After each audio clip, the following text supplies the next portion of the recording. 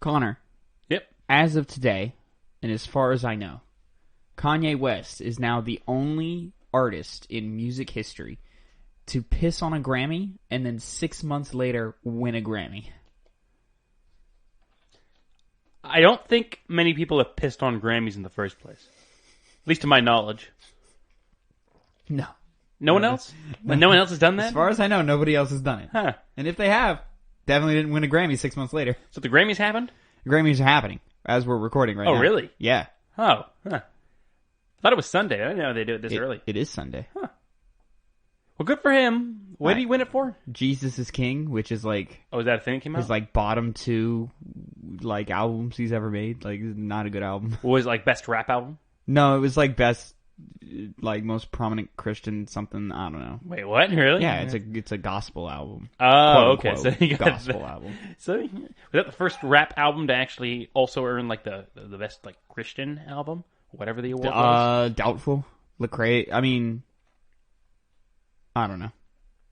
Probably not the first one nominated. I imagine Lecrae has a couple of nods. He should at least. I don't know, Connor. The people you want recognized may never get recognized. I'm saying. How did I make this a header? What the hell just happened? What did just happen? I fucked up something here, and I don't know how I did it. Anyways, Connor. Boy, was this week dead for news, huh? I woke up to that message of, so you've been paying attention? And I had been, but I remember like nothing registering to make me think, I should link this in our chat where we compile all our stories. Exactly. And then looking at everything, I was like, I guess some things happened, but... Yeah, you could say, like, okay, cool. Yeah, I think we got the biggest news out of everything, but it was a very slow week. I feel like next week might be better? Depending on our first penny. And depending on our first penny, Connor, indeed. Because this is the Two Penny Gamescast episode 34. Connor gave me a little nod and like a little salute. Like, oh man, we did it. We played off of each other. Yeah, we did. Yeah, this is the Two Penny Gamescast episode 34.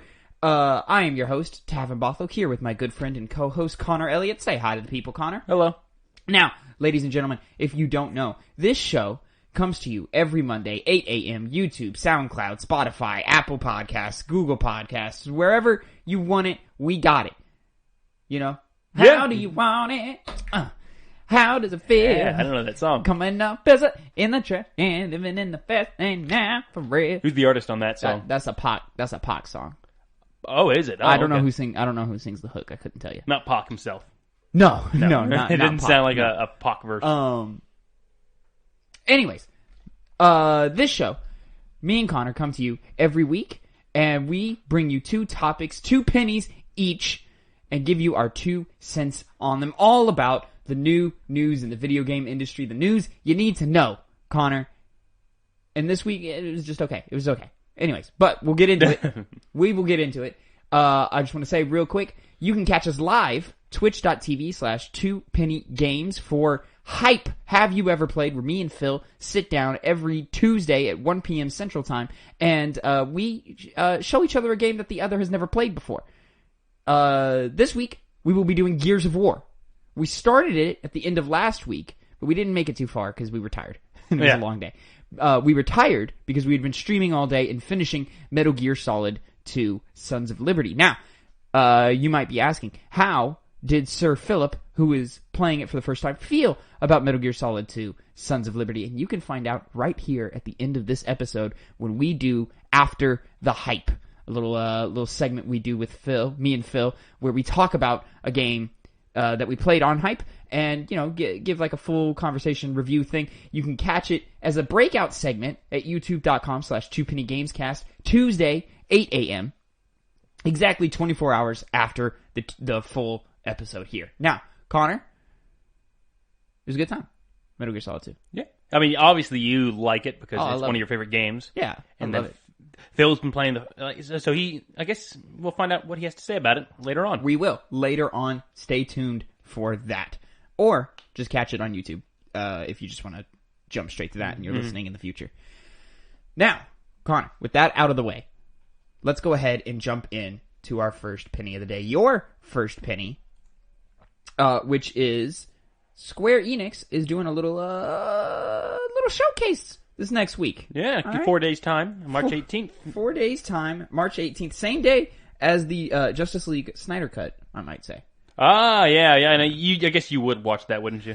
Yeah, sure. Yeah. Why not? I'll blow my 7-day trial for HBO Max on that. Anyways, Outriders, Tomb Raider, and more Square Enix game announcements incoming at Showcase. This is from Screen Rant by Scott Baird. Square Enix is entering the world of Nintendo Directs and Sony State of Plays, as the first ever Square Enix Presents event will take place on March 18th, and it will feature announcements regarding Marvel's Avengers, Outriders, and Tomb Raider. There was a time when video game developers and publishers flocked to shared events like the annual E3 Expo, but that has recently changed, not just because of the COVID-19 pandemic. Nintendo proved with its direct presentations that it could dominate the gaming discourse with announcements without needing to share headlines with its competitors. Other companies also realize this, which is why more and more gaming showcases are digital events that are made for Twitch and YouTube. The pandemic and the cancellation of E3 hastened. Does it matter? Hastened. Yes. This process along, with companies now looking to promote titles through their own special events and presentations. The first event will be held on March 18th at 10 a.m. PDT, 1 p.m. EDT. The first Square Enix Presents will be roughly 40 minutes in length and will feature the world premiere of the next Life is Strange game. Yeah, wow! The first Square Enix Presents will also include new information and trailers for games like Outriders, which has already seen 2 million downloads for its demo. The show will also feature information about new games produced by Square Enix Montreal and Taito. I don't know this. I'm not familiar with him either. It sounds Japanese, but city or I'll look that up while we're continuing. As well as announcements regarding Balan Wonderworld, Marvel's Avengers, and the upcoming Just Cause Mobile. Square Enix doesn't mention any announcements regarding its JRPG franchises like the Dragon Quest or Final Fantasy series, but it's possible that they will show up as surprise reveals. Don't hold your breath. There will also be information about the Tomb Raider series, which will likely include an announcement regarding the leaked Tomb Raider Definitive Survivor Trilogy. Square Enix is a big enough company that can justify its own Nintendo... Blah, blah, blah, blah, blah. Okay, Connor. Are you excited for this? Do we care? It depends. Because, see, the problem with Square Enix is I remember they would have their E3 presentations, and those were almost always the worst ones. Well, they had started it... What year did Kingdom Hearts 3 come out? 2019? 2019, I want to say, yeah. So they had started it the year before that, didn't they, in 2018? And then I don't remember them doing a conference at the 2019 event, unless I'm just misremembering it. I'm pretty sure they did, because I remember watching it. Obviously, we didn't have E3 this year because of the pandemic. And I remember watching a Square Enix presentation and it being like dumb and useless. And I was just like, that was the 2018 one, where it's like they showed us trailers we had seen in other conferences, and there was nothing exciting or even slightly interesting. I remember that one, but I also don't remember watching something in 2019 as well. But I remember coming away from it and was like, there's nothing new here. I feel like they weren't at 2019. I mean, I could be wrong, but I mean, maybe they were, and I just wasn't paying enough, and I just don't remember things. It was two and a half years now.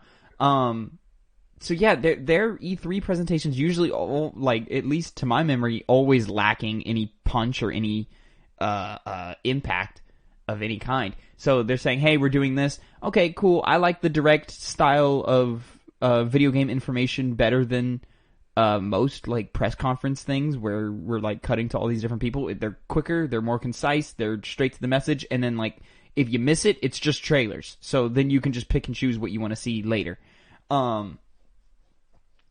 So I actually there was one in 2019, and in that they did the gameplay for Marvel's Avengers, for Outriders, that's right. Okay, and Final Fantasy VII Remake. Okay. Maybe it was good. That one was a banger. Yeah, that one was a banger. I completely totally forgot. As soon as you said Avengers, I remembered where they premiered the bridge scene, and everyone was like, "Okay, cool, I guess." that was big at the time. That and the Final Fantasy, because people were like, and Final Fantasy VII Remake looked amazing, and it was amazing. But anyways, okay, wow, I completely forgot about that. So did I. Like, I saw that and I was like, oh, they did it. I completely forgot they did that stuff at E3. Yeah.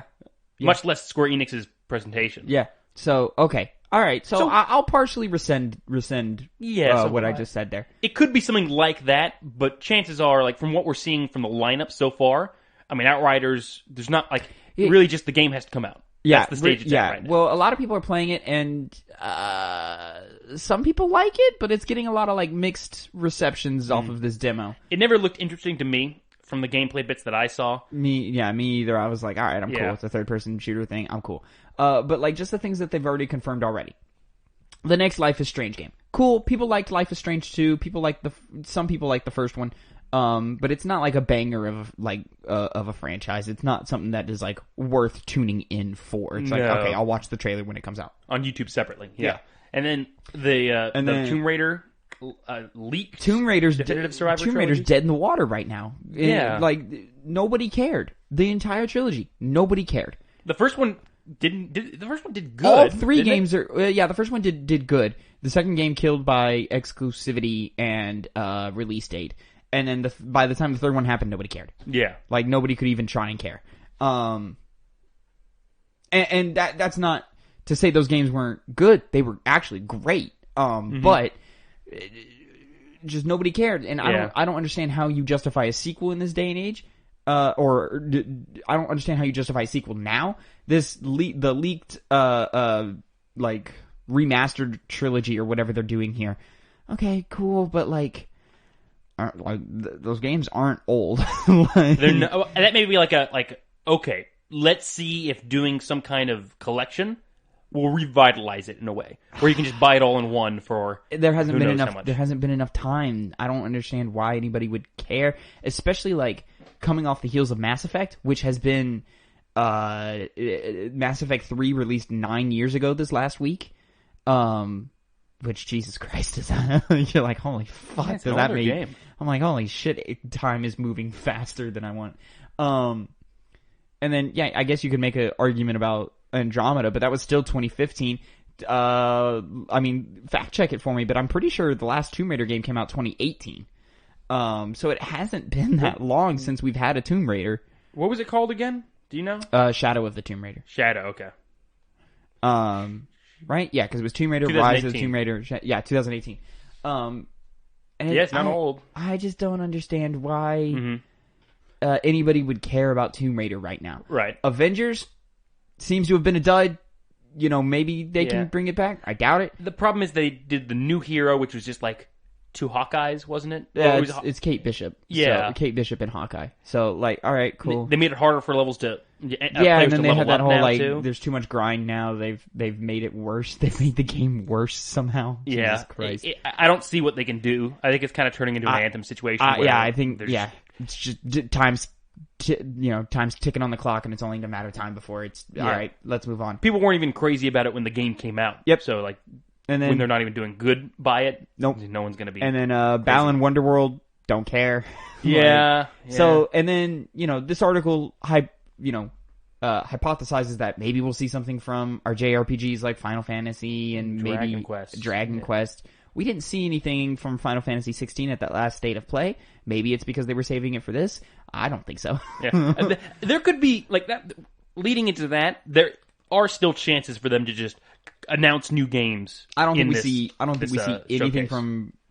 Oh, we could announce new games. We could get deeper looks into those Final Fantasy mobile games. I could see that. I can see that as well because people are like pretty curious in what they're going to be doing with that. They can take this time to clear things up. Yeah, I mean, you would think they'd have to have something because the article may just be the one framing it this way, but it seems like they're trying to match Nintendo with we're going to have these events that are going to really bring in attention and bring a lot of people into our games. So if they're really trying to start something new like that, you would think they'd have something unexpected or something that would grab people's attention. So there still is a possibility for that. I will say, just base expectation, I expect the presentation to be good. Like, to even really, really good. Because you have plenty of examples to pull from as to how to do this properly. I think Nintendo clearly does it the best. Yeah. They've done it the longest and they've done the most of them, so that's kind of cheating. Yeah. They've been doing that since I was in high school, I remember. They've been doing it for a while. And, some are more of bangers than others. The last couple have been kind of like, okay, neat, whatever. But, there were some from a few years ago that were like, whoa, that was insane. And then probably you have PlayStation with its State of Plays, which started off kind of lukewarm, and then now they seem to be getting better every time. But still, I don't think they're as good as when Nintendo was on its A game. And then, who else does this? Ubisoft with its Forwards, which are... They haven't been good, have they? Yeah, it's a lot of who cares. It's a lot of just who cares. Almost like games we knew were coming. I know, I don't think they've ever said anything surprising. They've done 2 Forwards, maybe 3.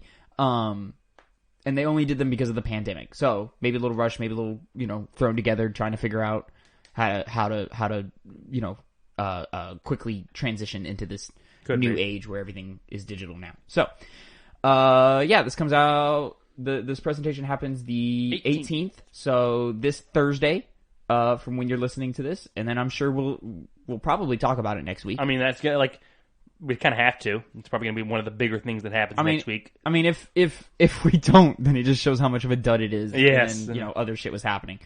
But Connor, that is about all I've got to say about Square Enix's Square Enix Presents. Hope it's fun. So, let's go ahead and move on to probably the most impactful news of this week, even though it's not like shocking or I don't know if there's that much to say about it, because we've already talked a lot about it. Xbox has officially, Bethesda has officially joined Xbox. Yes. This last week. So, pulling from Xbox Wire, welcoming the talented teams and beloved game franchises of Bethesda to Xbox.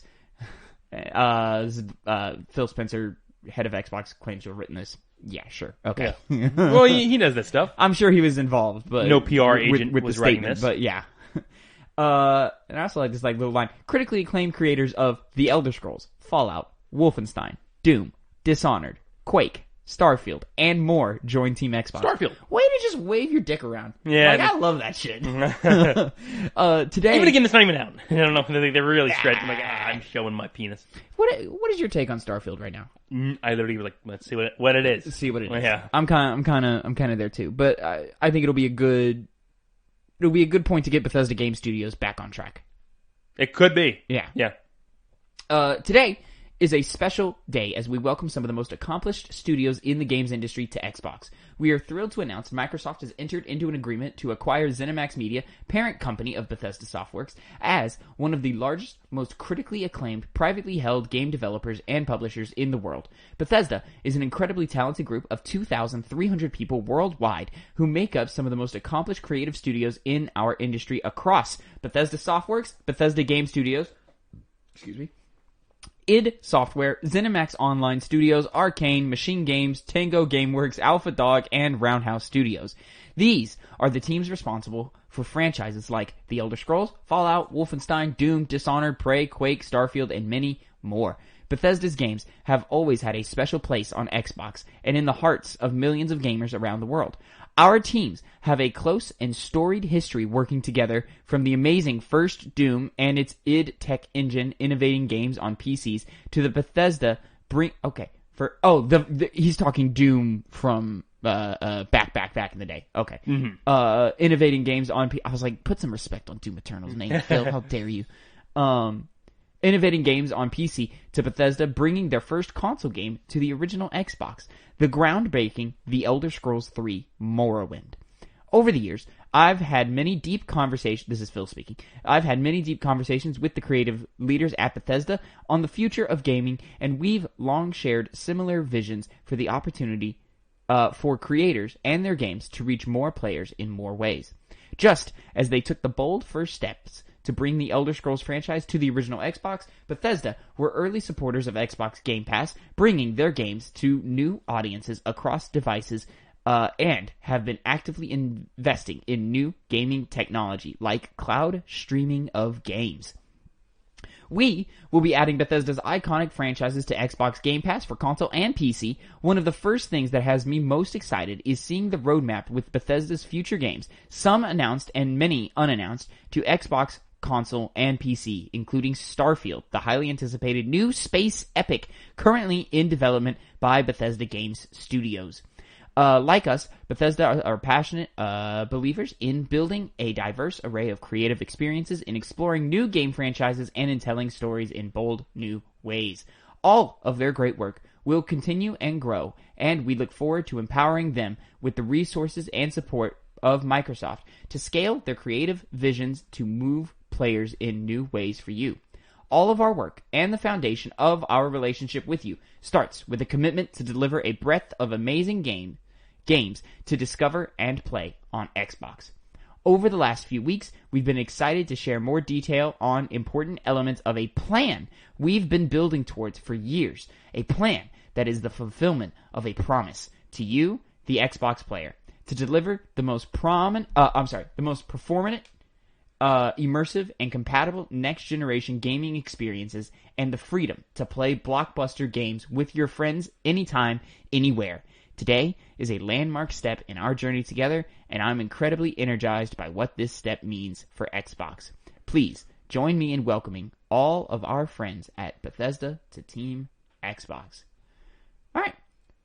Cool.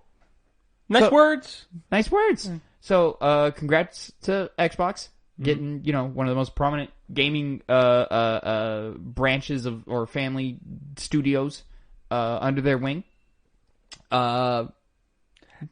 Neat. Really, in due time, we'll see how much this impacts how Bethesda games are released. Because one thing we've talked about is, they're probably not going to do them on PlayStation anymore. That's always been the big question with this. I think after Deathloop, I'm trying to remember if there's any other games that are available on PlayStation or that are announced that haven't come out yet that we know are coming to PlayStation.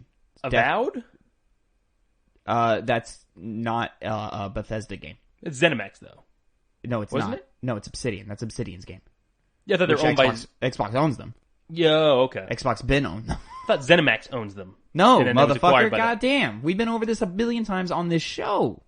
You need to step your game up, my G. Huh.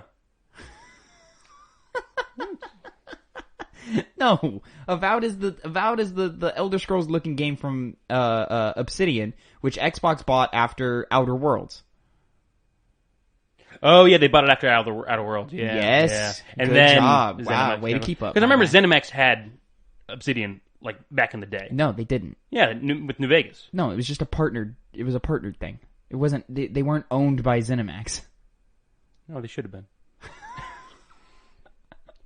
Either way. Yeah, I mean, it's exciting for the future of games. It's exciting to know that I never have to buy another PlayStation, or I'm sorry, another Bethesda game for the rest of time, and I can just jump into Game Pass. But this is a huge get. I mean, Dishonored, Wolfenstein, Elder Scrolls, Fallout, Doom, Starfield, The Evil Within, Prey. And the list just keeps going. do you think any of these games will see an extra title now that they're being acquired by a bigger company? I mean, like, Prey came out, Yeah. and people liked it. Yeah. I don't know how sales were. I don't know if it made back its money. I don't think we're getting a Prey 2. Yeah, that's what I was curious about. Like, are we going to see some of these? Because obviously, we're going to see another Elder Scrolls game. Well, We're gonna Arcane see Starfield Arcane in the is future. releasing Deathloop. Yeah. So I think we'll have to see how Deathloop hits, and then after that they'll either go in a new direction or a Deathloop 2 Xbox exclusive will be coming. Doom, I assume they're just going to make more Doom.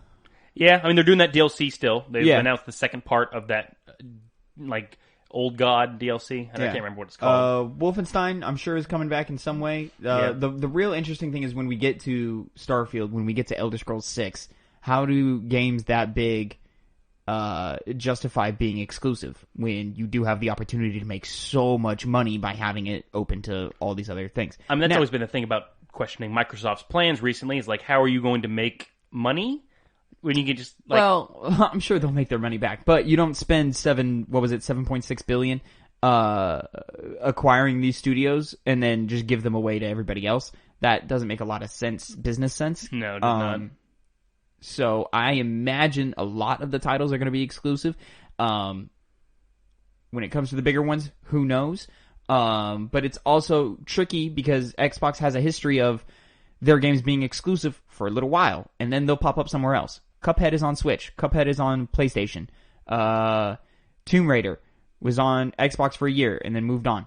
Ori was on Xbox for a while and is now you can get that on Switch. So, and then all Xbox games you don't even need the console for, they're all going to PC anyway. Mm-hmm. So, it's just a little tricky, and when you start thinking about how all of this is going to work out, and I imagine Xbox will mostly treat it as it comes. Mm-hmm. No definitive mantra or MO, just kind of like does this game make sense to move it to a different platform? Yeah. Okay. Cool. I mean, I guess it's always good to have a big studio like this in your pocket now. I mean, based on the games they make, that makes business sense. I'm just curious about really how it's going to play into, releasing these big name games on Games Pass, which I feel like wouldn't make you as much money. I think, Connor, you and I should expect to be subscribing to Game Pass quite soon. Yeah, we do have a PC. We got PCs. So, I mean, the next Wolfenstein I will be playing that game. Yeah. I love those Wolfenstein games. So, if I'm playing it on PC, fine. I played Doom Eternal on PC. Mm-hmm. I will play the next one on PC. So, I mean, it's no secret that Bethesda Game Studios, like the core studios, their games always work best and play best on PC. Mm-hmm. Your Skyrims, your Fallouts, your, et cetera, et cetera. Your Brinks. Your what? I went to Brink for some reason. Remember Brink? Oh, that game looks so cool when it was revealed. And I was like, man, that's gonna be such a cool. That was such an game. Age of like CG cinematic trailers being dope, but then the game being nothing like it. It sucked. It sucked so that's bad. That's the same era the first Dead Island came out, right? Same era? Considered same, totally 4 or the same 5 era. Year difference. Considered one of the biggest disappointments in video game because it's just like. Well, that trailer sold you something else. Amazing. That trailer sold you Last of Us. And it wasn't Last of Us. It's a very heartfelt story about families being torn apart. Yeah. A realistic zombie setting. Like, no.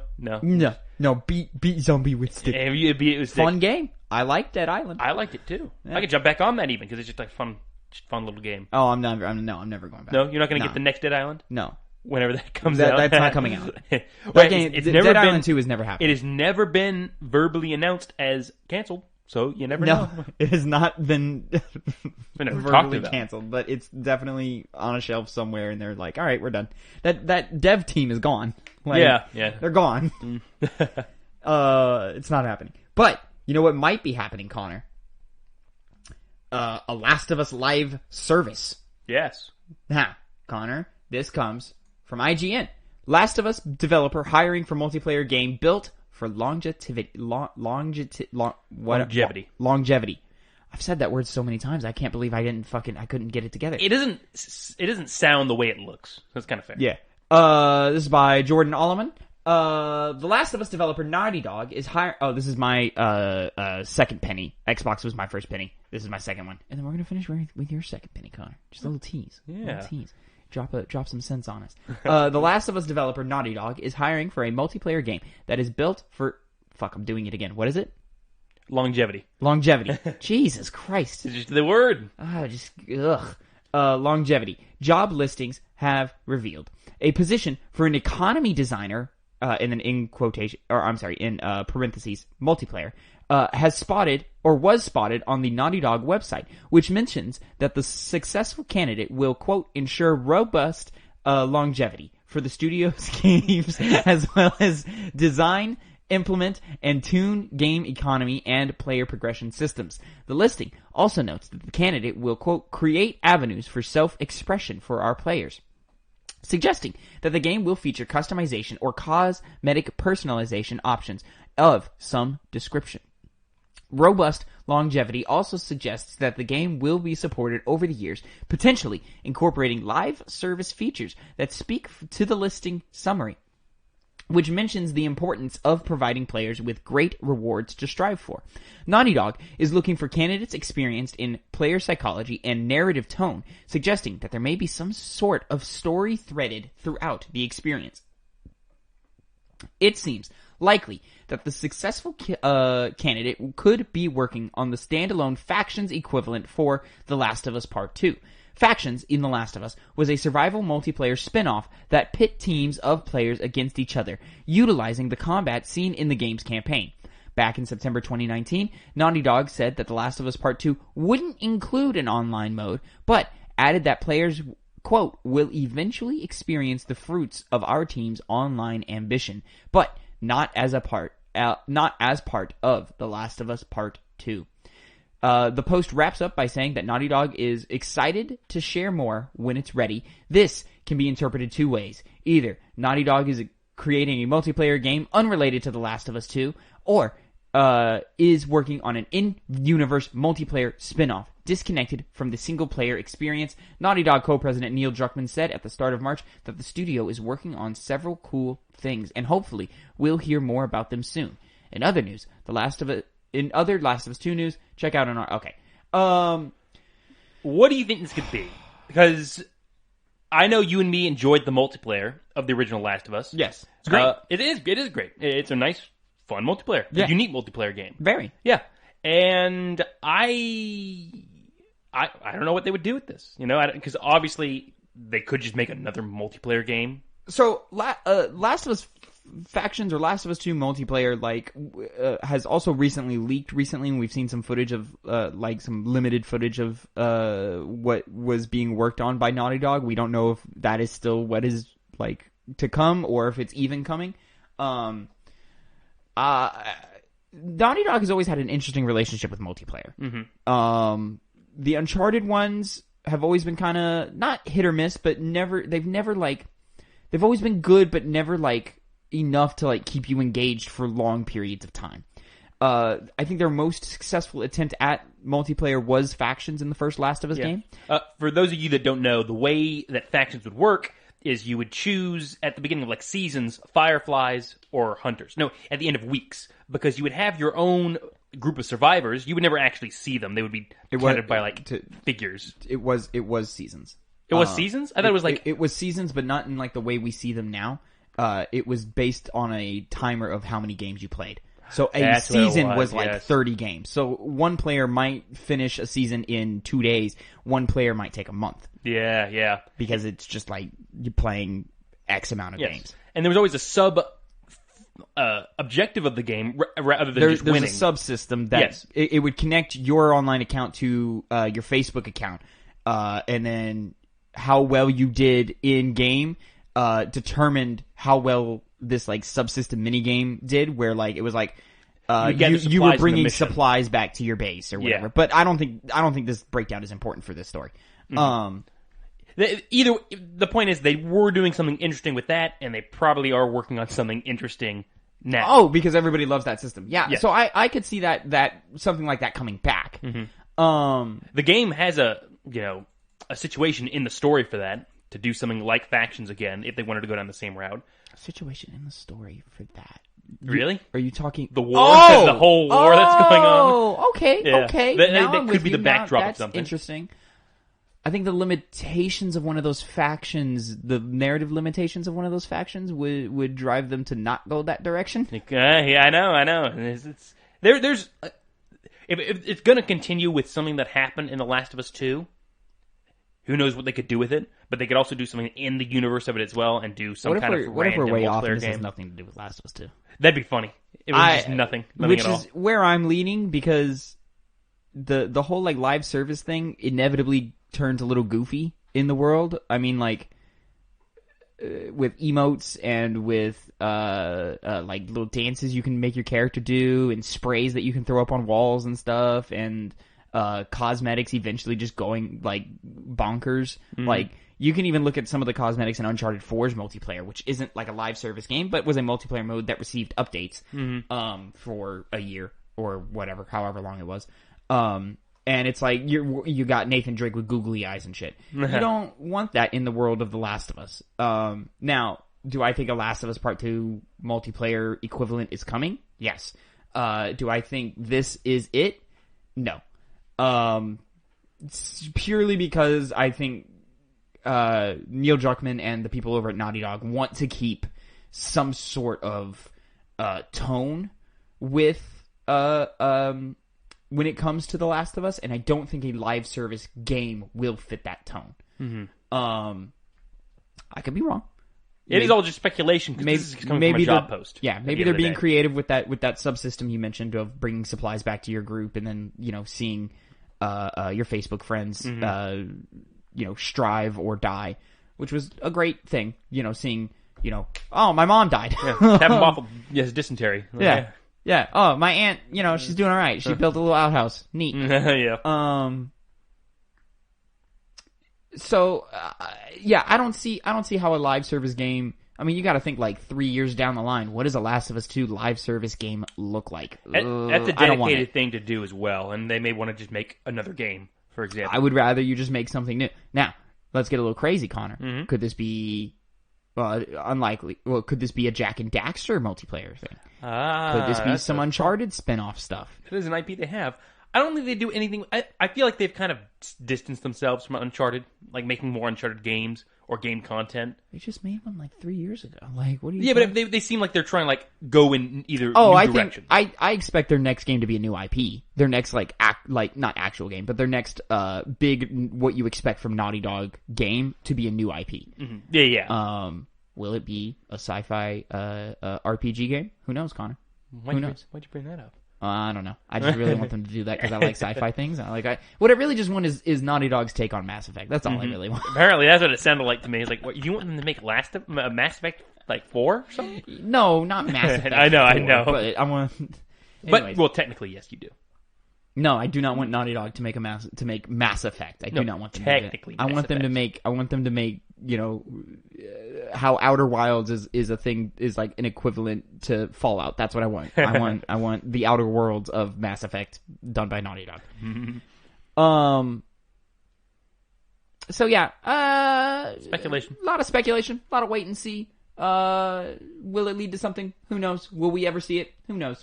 Who will never see anything again in their Rust accounts in the UK. You were almost there. I was like, how do you word that? How do you word that? You were almost there. What you should have done is give me the setup and then the alley-oop, and then I'll dunk it. Yeah. You see what I'm saying here? It's the teamwork. That's what was nice about the beginning of the show. Yeah, pass it behind my back. You didn't see it though, so you're like, where's he going with this? You lost track of the ball. I was waiting for you to give me the pass, and then it never came. And I was like, oh, okay, he's just gonna keep going. So to follow up with whatever you just said, yeah, let's jump into your second penny of the day in our final topic of the day. A fire that wiped out Rust's EU servers may have been caused by a faulty UPS. This is from PC Gamer by Jacob Ridley.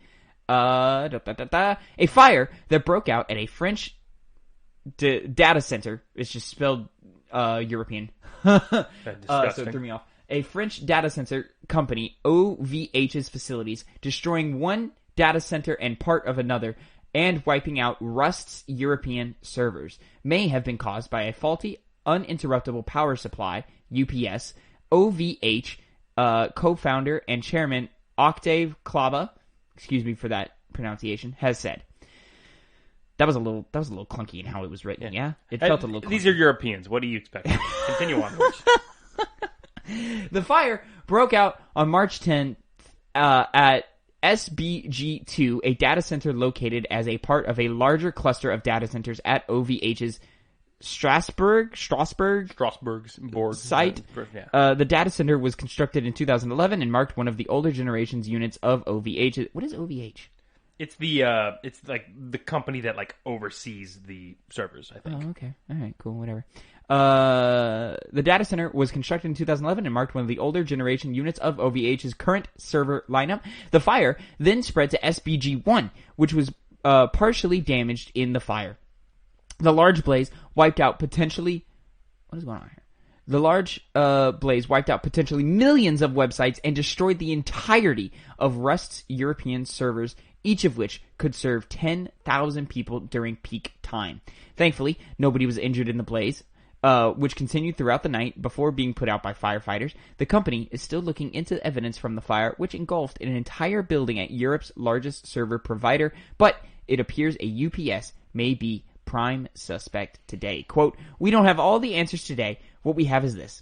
We have the alarms about midnight and 47 minutes, and immediately we have names of employees come to the part of the data center that had the alarms, and there was a lot of smoke," Klava says in an update video.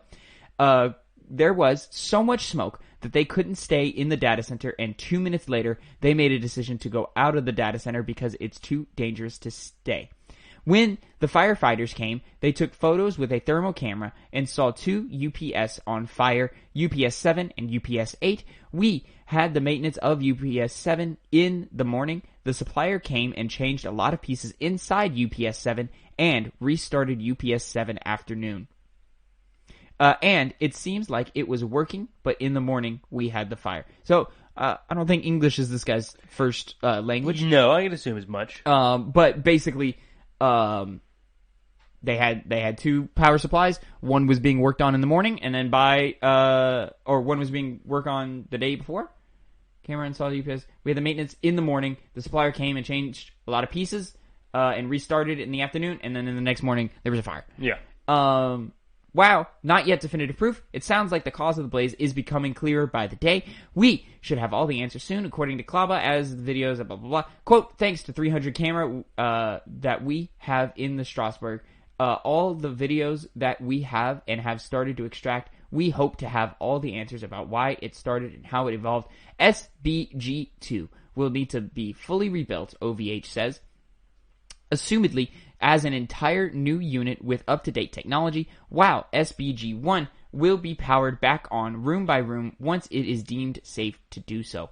As for Rust, producer Alistair McFarlane tells us that the team moved swiftly to get up and running on new servers, and OVH Poland seemed a good fit temporarily. The team is looking to shift the servers again once further quantity and locations are available, but that Facepunch Studios will likely stick with OVH in the future. So, Rust, for those who don't know, is a popular online multiplayer game, survival game where you're out there, getting supplies and surviving and shit. You fight players, which is a big thing people like to do in that game. Steal people's shit. Yeah. It seems like super popular, super old. Yeah, it's older. Been around for a long time. Yeah, it seems like they're trying to get things back and running again. And I don't know how player count is going to reflect this, because obviously if you had a bunch of shit you've done by this point, because who knows how long people may have, how old some person's we've got an entire continent just not being able to play for a little while. It's like, will they come back to it? Will the player group base want to hop back in? Where's more work? Like, what happened to progression? Is that all gone? Yada, et cetera, et cetera, et cetera. So, a lot of unfortunate stuff that happens here. Sounds like there wasn't much they could do to change any of that, which is all unfortunate. And I hope people get back to being able to play their game soon. Yeah. There's not much else to say about it. Nope. Then just fire unfortunate happens. Bummer for those who are involved. Thankfully, nobody hurt. Oh yeah, no one got hurt. Always the most important part. These are just video games. Mm-hmm. We can move on. Where our servers can be recreated, as they already are. Information can, code can be rewritten. Servers can be replaced. People can't. So, very nice that we didn't lose anybody or nobody was directly affected. Mm-hmm.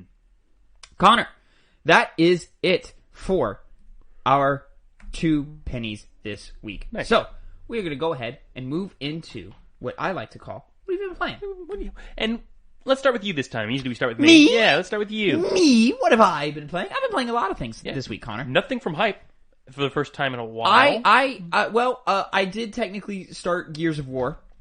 You did do that. Yes. Which you can catch us twitch.tv/2penny games. Finishing up Gears of War this week, and then we're probably just going to jump straight into Metal Gear Solid 3 later in the day. Tuesday, 1 p.m. I don't know if I said that. 1 p.m. Central. Did you play the original Gears of War, any of the Gears of War games? I had played the opening mission of the first game, and that's about it. Oh, okay. So, what we did play last week, mostly had already played, and then now we're diving into some stuff that is 100% fresh to me. Good. I'll give more impressions when we get deeper into that game. Right. Probably next week when we'll do After the Hype, because from what Phil's telling me, not a very long game. So no, it's not a long we'll game. definitely finish it, and then next week we'll have a After the Hype segment return, and we'll talk about some Gears of War. Other than that, though, I've been playing a couple of things. One is Star Wars: The Old Republic. I finally got it working on my computer. You did. I'm not very deep into it, and it's another game I want to get deeper before I give impressions. But So far, it is a Star Wars MMO, and it's a BioWare game. So I'm like, I'm having a good time so far. That's the newest MMO, right? That was the Star Wars MMO. It's the only Star Wars MMO. Is it the only Star Wars one? I thought there was another one. As far as I know, I'm pretty sure it's the only Star Wars MMO. The Old Republic, it's an old game.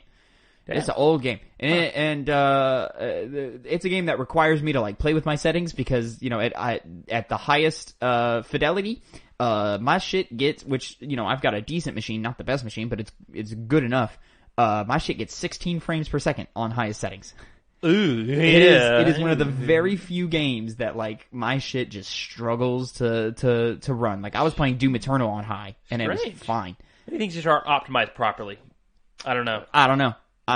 But so I'm running at like medium-ish settings. Now, and still only getting like 30, but that's good enough. It's an MMO. You don't need the most frames when playing an MMO, especially one that's this old and the animations are not super high fidelity. On top of just MMO animations not being crazy high, anyways. But I'm enjoying it, and I want to play more before I dive deep into my impressions. Now, this is a very telltale sign of what kind of person you are. What character are you doing? Okay, so normally, I'm full Jedi all the way. That's what I was gonna guess. I love Jedi Fallen Order because you're a goddamn like that whole game is about the path to becoming a Jedi. Yeah. And I love it. So much so that, well, no spoilers for that, but so much so that like there is a moment that's like, oh, I'm a Jedi now, and then it's followed up by in-lore like rules of like you become this, and then you go and do this, and that is your thing. And then once this happens, anyways, so Jedi Fallen Order, great for nerds. Knights of the Old Republic, played it last year, loved it. I did the light side path. I was a Jedi. I brought people back from the dark side, had a good old time in that, destroyed my greatest enemy, and saved the galaxy. It was a great time. This, because it's so long, it's such a long game, I didn't know how much I was going to enjoy it, because I've never really played an MMO before, and I'm not I don't imagine the narrative will be super gripping, even though so far it's been more entertaining than I thought it would be. I was like, fuck it, I'm gonna go dark side. I'm a Sith baby. Okay. And, yeah, I'm like a Sith assassin is what the class is called. I'm a Sith assassin. Nice. Yeah. There's non-Jedi roles, right? Yeah, you can be like a bounty hunter and some like marauders and stuff. But yeah, there's a lot of Force user classes. I think like more than half of them you're a Force user. Okay. There's a couple of roles in there that I was like, oh man, if Connor would get in on this with me, he would definitely pick this role. Which one is that? Because well, you would either be like one of the bounty hunters, or you would take there's straight up one that's just like, hey, this guy's a brute and he's gonna swing his lightsaber at everything and fuck motherfuckers up. Because I did think of the bounty hunter when you said it. I was like, if I was playing that game, I'd go bounty hunter. That sounds cool too, though. Yeah. So. Oh no. Bless. Excuse me. So that's Star Wars: The Old Republic for now. I'll give probably a clearer impression next week. But this week, Connor, I've finally done it. I have finally beaten. I have rolled credits on Ghost of Tsushima, and that's a great game, man. Good ending. That's a great ending. They do. I'll say they make the Sucker Punch makes a choice that I wasn't expecting them to make, and I don't know why they made it. Because to me, the story is so clearly going one way. I don't know why you would do anything else. And then, after I beat it, I immediately start listening to spoiler casts and stuff. And it turns out, like, there's a choice at the end of the game. I'll say that much. Okay. You can make a choice at the end of the game. And to me, it is very clear which choice you can make. And apparently to Sucker Punch, not so much. Well, Tavin, I question your obvious decision-making after something that happened to me, which I'll get into later. But, anyways, we'll get to it. Yeah, we'll get to that later. So so was your game, the opinion of the game in your mind, greater after you finished it? Or was it about the same? I think the last half of the game is better than the first half. I think the first half is a little slow. The controls are so clunky in the beginning, and it's not until you get like things like the grappling hook to where it's like, oh, this game is starting to be more fluid and starting to make a lot more sense. I kind of have to. I went kind of hit myself on the head because when you messaged me saying you had beat it, I was thinking to myself, I should probably just rush in and beat it so we can talk about it more. I'll say Act 3, not very long.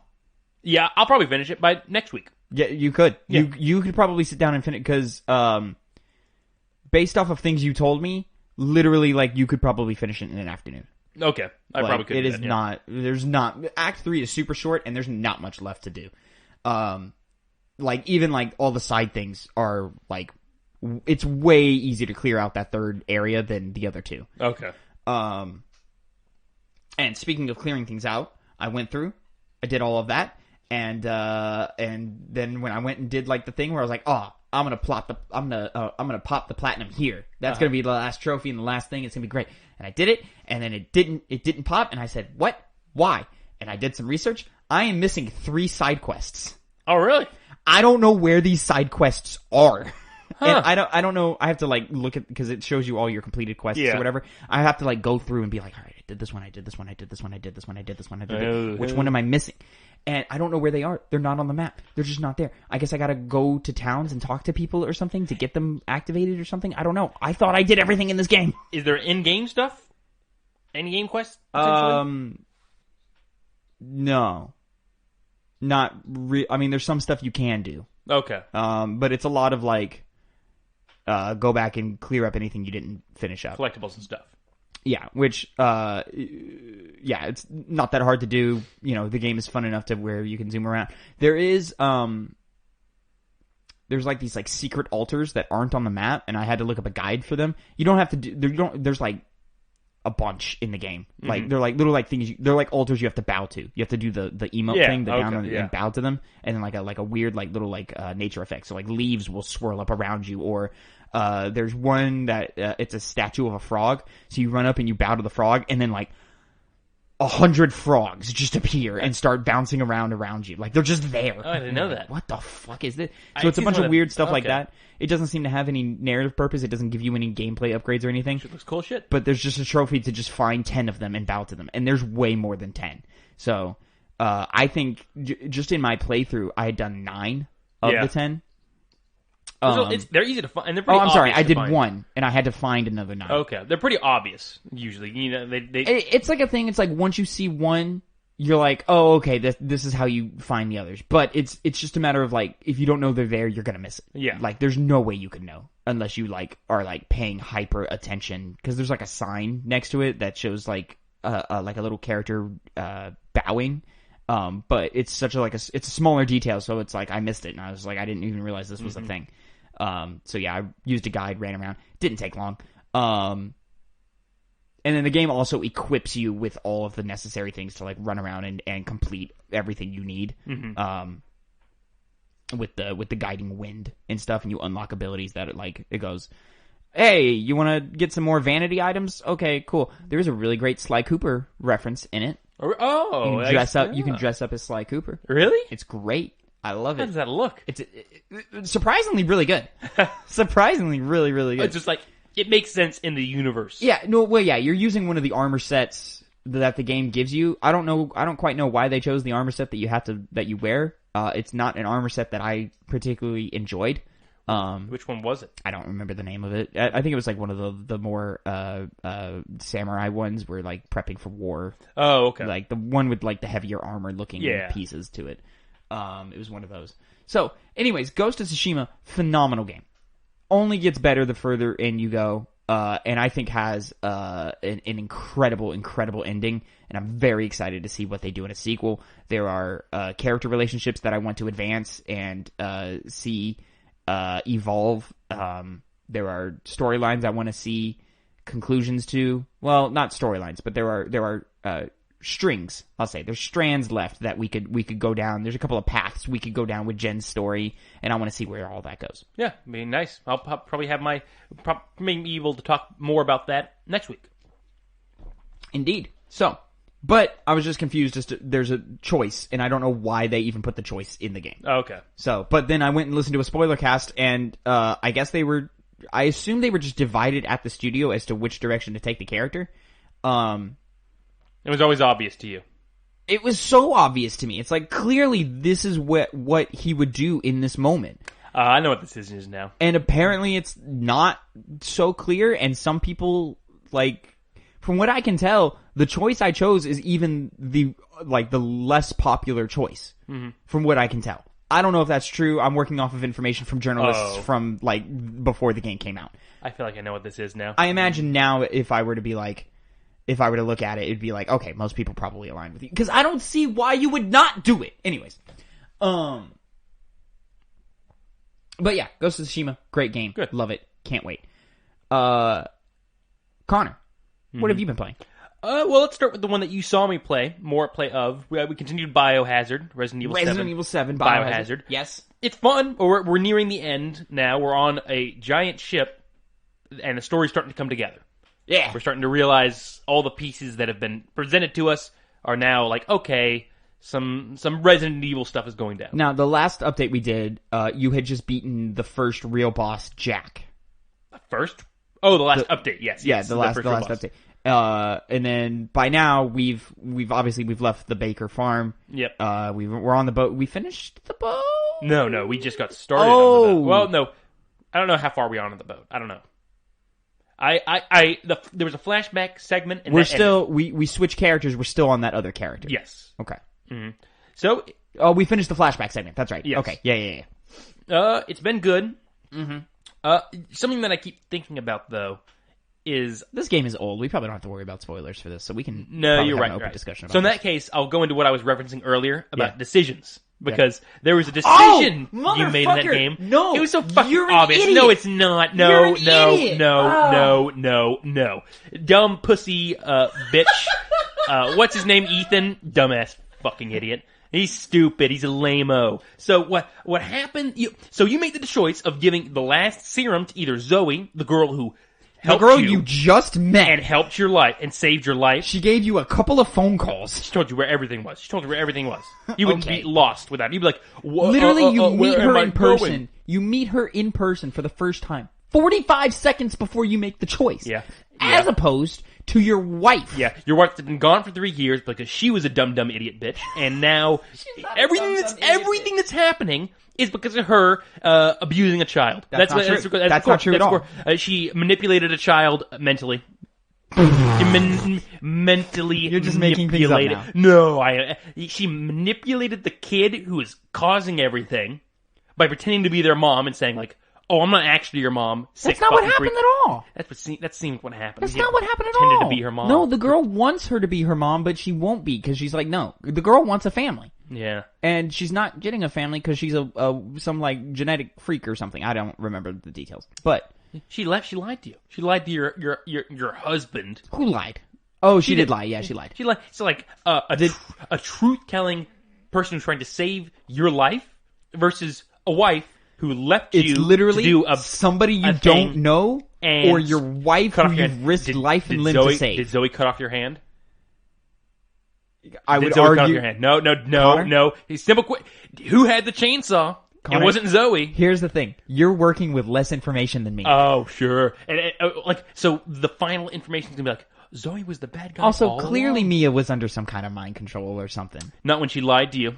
No, not when she lied to you. And, but that's like some work shit and, because she's like working for some company, probably Umbrella or something. Yeah, and she's working for Umbrella? I don't know, dude. I'm taking shots in the dark. I don't remember. Oh, really? Nothing you'd know. I don't remember. Well, if she does belong to Umbrella, it's final nail in the coffin. She's working for somebody.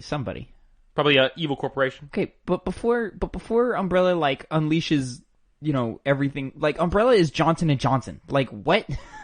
Johnson & Johnson that nuked a city or caused the city to be nuked. I don't know where this lines up in the timeline. It has to happen after. It does, but I don't know. The point is, Zoe deserved better. 7 is. We had this conversation while we were playing. 7 does some weird things to the overall lore and narrative that kind of leaves you like, what the fuck is going on here? Maybe they answered it in the DLC. I didn't play all that because fuck that.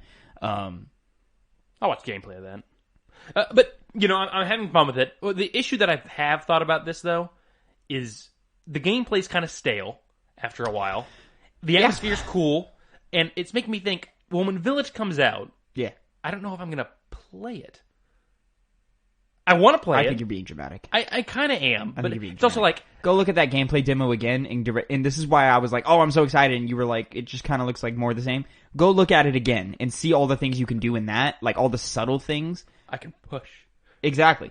But that makes all the difference in the world when you compare it to 7. Like, 7's gameplay is stiff and unintuitive and, kind of, blah. All right, I'll take another look at that, because from my memory, it's just kind of more of the same, except a different cool atmosphere and progression of a story, which interests me. Like, literally just the fact that, like, already the number of, the variety of enemy types in the 8 footage that they've shown is already more exciting than what that is true 7 promises. And the fact that you can engage them in so many different ways, like you can disarm them by shooting them in the arms, in the legs and stuff, and like they'll drop their swords. They have swords. Like that's already cooler. There's giant dudes, there's smaller dudes, there's dudes with weapons, dudes without weapons. There are dudes who, do other things than other dudes, and we're not even getting into the weird goth women who are hopefully just as cool as the Bakers. They look cooler, honestly. Yeah. How do you feel about the Bakers? Underwhelming at the end of the day. Well, because Jack was very scary. Yeah. And I was like, oh god, this is really good. And they're not bad characters. They're not bad. Like, I'm not like on screen like, these are the characters are stupid and lame. But when I got to the wife, she wasn't really scary. Marguerite. Marguerite. Yeah. She was never really scary. Her boss fight was incredibly easy, and I was kind of like... You fucking crushed her boss fight. Yeah, I was like... I was shocked. I had seen gameplay, and it looked hard. And I was like, oh, this is going to be a hard one. I remember it being hard. Yeah, and I was like, I'm just running around, like, oh, there's my thing. I felt very calm during the entire thing. Whereas with Jack's boss fight, I was like, what the fuck am I doing? Come on! I had to move the thing out of the equipment so I could pick up the chainsaw. You crushed Marguerite, and I was shocked at how easily you crushed it. Yeah. How about... What's the son's name? Larry? No. Anyways, how did you feel about the Sun's segment? It was fun. It was fun. It's just it wasn't very. It wasn't scary. Well, no, it didn't seem like it was I don't think it's not supposed to be. No, which is what I was maybe expecting. Throughout, I guess I wasn't really expecting him to be scary. Lucas, that's his name. Yeah, it was fun. It didn't leave an impression on me. Like I'm not like, man, that was a cool ass segment. So. They weren't bad. They weren't exceptionally memorable. But when I was playing the game, I enjoyed their interactions. I enjoyed the interactions with them. Mm-hmm. But it wasn't as memorable as, let's say, Mr. X. Or sure. Well, yeah, the blank slate villain, so much more memorable than. Yeah, he's scared. You're like, where's he going? Here's footsteps. I got scared. And he burst the wall. Ironically, even though I think it is the lesser of all 3 games, Nemesis from Resident Evil 3 Remake is the most memorable to me. And I like Nemesis the most. See, that's the thing. Nemesis is more memorable than the Bakers are. Yeah. Yeah. Well, I think Jack Baker rivals it, but... Jack Baker, yeah, actually, he might. In terms of what happens in the game, Jack Baker was more effective because I was scared of him. Whereas his Nemesis, it's like cool. He is really cool. How I like are you his feeling? Design, but he was never really scary or intimidating with Nemesis, what he did. No, but I think that's how they implement him in 3, and that's why I think 3 is the weakest game. Yeah. Because 1, it's coming off of the back of 2, which I think is one of the greatest survival horror video games ever made. Very, very good. And 2, it's coming off of Mr. X, which was implemented so perfectly that it's like, okay, this guy is not nearly as cool as the other guy. But you dodge. Neat. How are you feeling, coming back to 7, how are you feeling about the narrative of the game so far? It's been interesting so far. I kind of started, to be honest, rolling my eyes inwardly like, oh, I saw the big ship. I'm like, this is it? Because when I saw them, they mentioned it earlier in the game, and I'm like, okay, like a shipwrecked, like, ship. Yeah. Like one that maybe has, like, 2 cabins. Like a nice, moderately sized ship. And then it's okay. like... But you weren't expecting a cruise ship. Like a trawler. And I was like, whoa. Ooh, like, even bigger than a cruise ship. That was massive. That was really massive. It's a big ship. Yeah. And I'm like, I don't know more... Like, the flashback sequence was cool. I don't know how the rest of the boat's going to be like, now that it's all decrepit and torn up. I know you've said it's the worst part of the game. Yeah, so I'll find more about that next time we play. I'll say, this... I think story / narrative and gameplay are inversed, where when the gameplay is at its best, the story is at its weakest, and then obviously vice versa. Mm-hmm. The thing is, with video games, when your gameplay dips, your story doesn't matter anymore. No, yeah, I find that very accurate. Now, the story was always nice to me, though, so far. I've been invested. I want to see how it works into the rest of the Resident Evil franchise. Obviously, you still have some confusion about it, so I'm probably not going to be, having all these questions answered, but No. I'm looking forward to finding out more about it. Besides that, though, the only other game that I played and beat was Metal Gear Rising: Revengeance. Did you? Yes, a very, very short game. Shorter than I thought it was going to be. It's only like 7, 8 hours? Yeah, like right? 7 hours, something like that. I've never played it. What did you think? It was very, very fun. Oh, great. Platinum Games, right? Yes, Platinum Games. So Yeah. obviously any kind of combat system they make is going to be fun to play. That's what they're known for. Bayonetta. And the whole feeling you get from being able to cut everything, Quote, quotation unquote. marks, because you can't cut everything. Well, you gotta go back to the times. Yeah. You can cut every enemy. You can definitely cut every single one of those guys up into small little bite-sized pieces. Nice. And because of the short game and the ridiculousness of everything, and it not really trying to take itself too seriously, it was just always a blast to watch. Always a blast to execute the commands that would cause you to slice people up in all those different pieces. The game had some surprising depth because it wasn't... You unlocked different buttons that you could press in a certain sequence to pull off certain different moves. Oh. You had secondary weapons that would be mapped to Y. So there was there's a pole arm. There's like a fucking... It's that Japanese kind of like dagger almost that has like the curved sides, and it's like a kunai knife? Not a kunai. It's weird. I don't know what the name is. Okay. But there's that thing which you don't use as a normal weapon, like where you just hit with it like the sword, but it'll like attach itself to enemies and like pull you closer to them, and then you could like combo off with your sword with move sets with your sword to do cool things. The entire thing is just based around being cool. And it really did a good job doing badass. that. Yeah. much like Raiden's character arc in Metal Gear Solid 4. And they took the best parts of Raiden and put him in this game. He's not...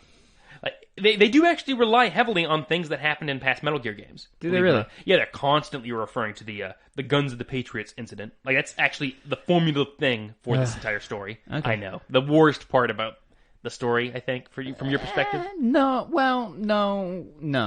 No? No, 4 is just such a mixed bag for me personally, anyways. But that's a conversation for another time. Yeah, but it relies. It does include some characters from 4, but it's not one thing that it does. There's characters from 4 in it. There's the Russian guy in 4 who was working with Raiden. I think he was in 4. He seemed like he was. He's working. Guy. He's working for the PMC. He was the PMC like leader that Raiden was a part of. That same organization, Maverick. I don't think he's in it then. I saw him on his wiki, like saying he was in MGS4. What's his name? What was his name? I cannot remember at all. Like the characters aren't memorable. Okay, they're not. The boss fights are very, very fun. Partly due to the part that the bosses themselves are run of the mill, like ridiculous Metal Gear Solid bosses that have such personality. They're not very well established or written, but they're just insane people with weird ways of fighting and quirky personalities that were always fun to... The snakes aren't in this game, are they? No, there's no snakes in this game. No. Holly? No, I can't remember her name. Sunny. Sunny is in the game. Oh, cool. Yes, a small part of the game, like at the end. She's called Sunny Emmerich? Sunny Emmerich, yeah. Otacon adopts her? Yeah. Oh. See, there's value as a Metal Gear Solid fan in this game. Oh, I should play this game. But they reference Rose. Boris? Boris, that was his name. Yeah, generic Russian name, of course. He was in Metal Gear Solid 4, right? In like a small role. I don't recognize this guy. He's a small character. But President of the PMC. So the Metal Gear Solid games are kind of known for implementing real-world issues in their games. Metal Gear Solid 2 specifically is very famous for it predicting the future. And that's a constant thing I see. And this game, Metal Gear Solid 1 deals with nuclear disarmament. Yes. 5 does as well. 5 does it well, but not nearly as well. Not as well? No. Okay. No, not nearly as well. But this game makes points about politics, about U.S.'s roles in world conflicts and world situations. Oh, dude, that totally makes sense in the time that it came out with, because you're dealing with the end of the Iraq and the war in Iraq and Afghanistan. So yeah, that totally and how the states position themselves as sort of a world police force. Yeah, exactly. And they tell you that in a way that I sat there and I was like, they are not lying. They're speaking truth right now. Did Kojima write this game? No. That's what I don't like. It just it really carried that spirit of Metal Gear Solid. The difference is, or at least kind of the difference is that they do it in the most ham-fisted way I could possibly imagine. The final boss, who was actually pretty difficult and really cool, the guy you've seen meme to death, the guy who said, "I played college ball, could have gone pro." But I have seen this. Yeah. Make America great again. Is he really just MAGA? No. It's very different. Very, very different. I mean, clearly not MAGA, but no, he does say that though. But Tamari wrote that entire boss fight is just like political spurting of words and like politicians. They're only interested in lining their own pockets. I'm like, yeah, but you're saying it sounds like now? some Resident Evil 5 level array. But it's right. And like he goes just like point to point to point in his little like evil villain speech. And man, it's just so great. Yeah, it's such style. It really is great. It's so it's just fun. Okay. I highly recommend anybody to play it because it's an easy game to jump into. As someone that didn't play Metal Gear Solid 4, I never gave a shit at all in the entirety of that game.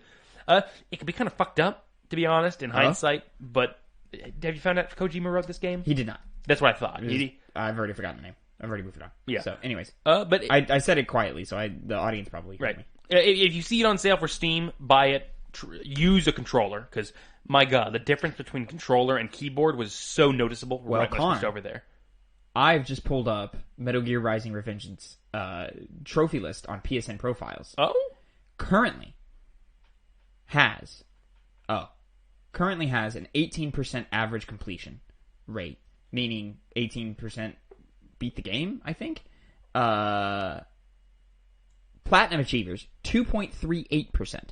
So not a high number, but not a low number. So what are you thinking? Hold on. Let me look over. Let me look over this real quick. Complete files. Okay, this is probably just completing missions. We got some mission completions. Defeat bosses makes sense. Defeat a total of 100 cyborgs during story mode. Does that sound hard? Not at all. Defeat a total of 100 custom cyborgs during story mode. Custom. I don't know what that means. You would have to tell honestly, they don't. That could be like specific enemy types that are introduced, and they don't give you the name of them. It's a lot of defeat a certain number of enemies. Yeah, it's kind of 10 hard. 10 raptors, 10 mastiffs, 5 Vodum Jerka. Dude, they have a lot of enemies in this game, and they never tell you any of their names. Oh, okay. It's one of those things where you're like, I guess that's that thing. Is there like a codex somewhere? And I'll say Probably a lot of these defeat a certain numbers, like over 50% for most of them. It's here's where we might be getting in trouble. Uh-oh. Destroy a total of 100 heavily armed cyborgs during story mode. 4.7%. Only 4.7%. Tavin. 12% for 100 custom cyborgs. Sounds like a lot of replaying missions. Sounds like a lot of finding the optimal mission and replaying it again and again and again. Can you do that? Is there a chapter select? Oh yeah, there's chapter select all over the place. Fantastic. Because you have ratings each time you have like certain combat situations. Very classic. Look for trophies on that because it could be like get on every mission. Get S plus on every mission. Unlock every VR mission. Complete every VR mission. Set the highest score on every VR mission. What are these VR missions? Okay. So secondary mode. They're things that I never gave any attention to at all because around the maps in each levels, you'll find computers that if you log into them, you'll unlock VR missions. And you can just do them. And they're challenges. It's like, do this thing and do that thing. Now, Connor, off mic, or whenever you have time, later, I need you to look at these. Just look them over. Yeah. And see how hard that looks, because that's going to be make or break. The VR missions in Metal Gear Solid 2 are the reason I don't have the platinum for that game. Oh, really? They are so fucking grindy that it kills me. They also kind of suck too, honestly. I remember playing one of those. They're okay. They range. Some of them are like real simple and annoying, and then some of them are like, oh wow, that's actually a cool mission. But there's a lot of repeat. Like, you have to repeat everything, 6 times. And it's just not worth doing. Yeah, I have to look into that. Acquire all enemy officers' left arms. This just seems time-consuming.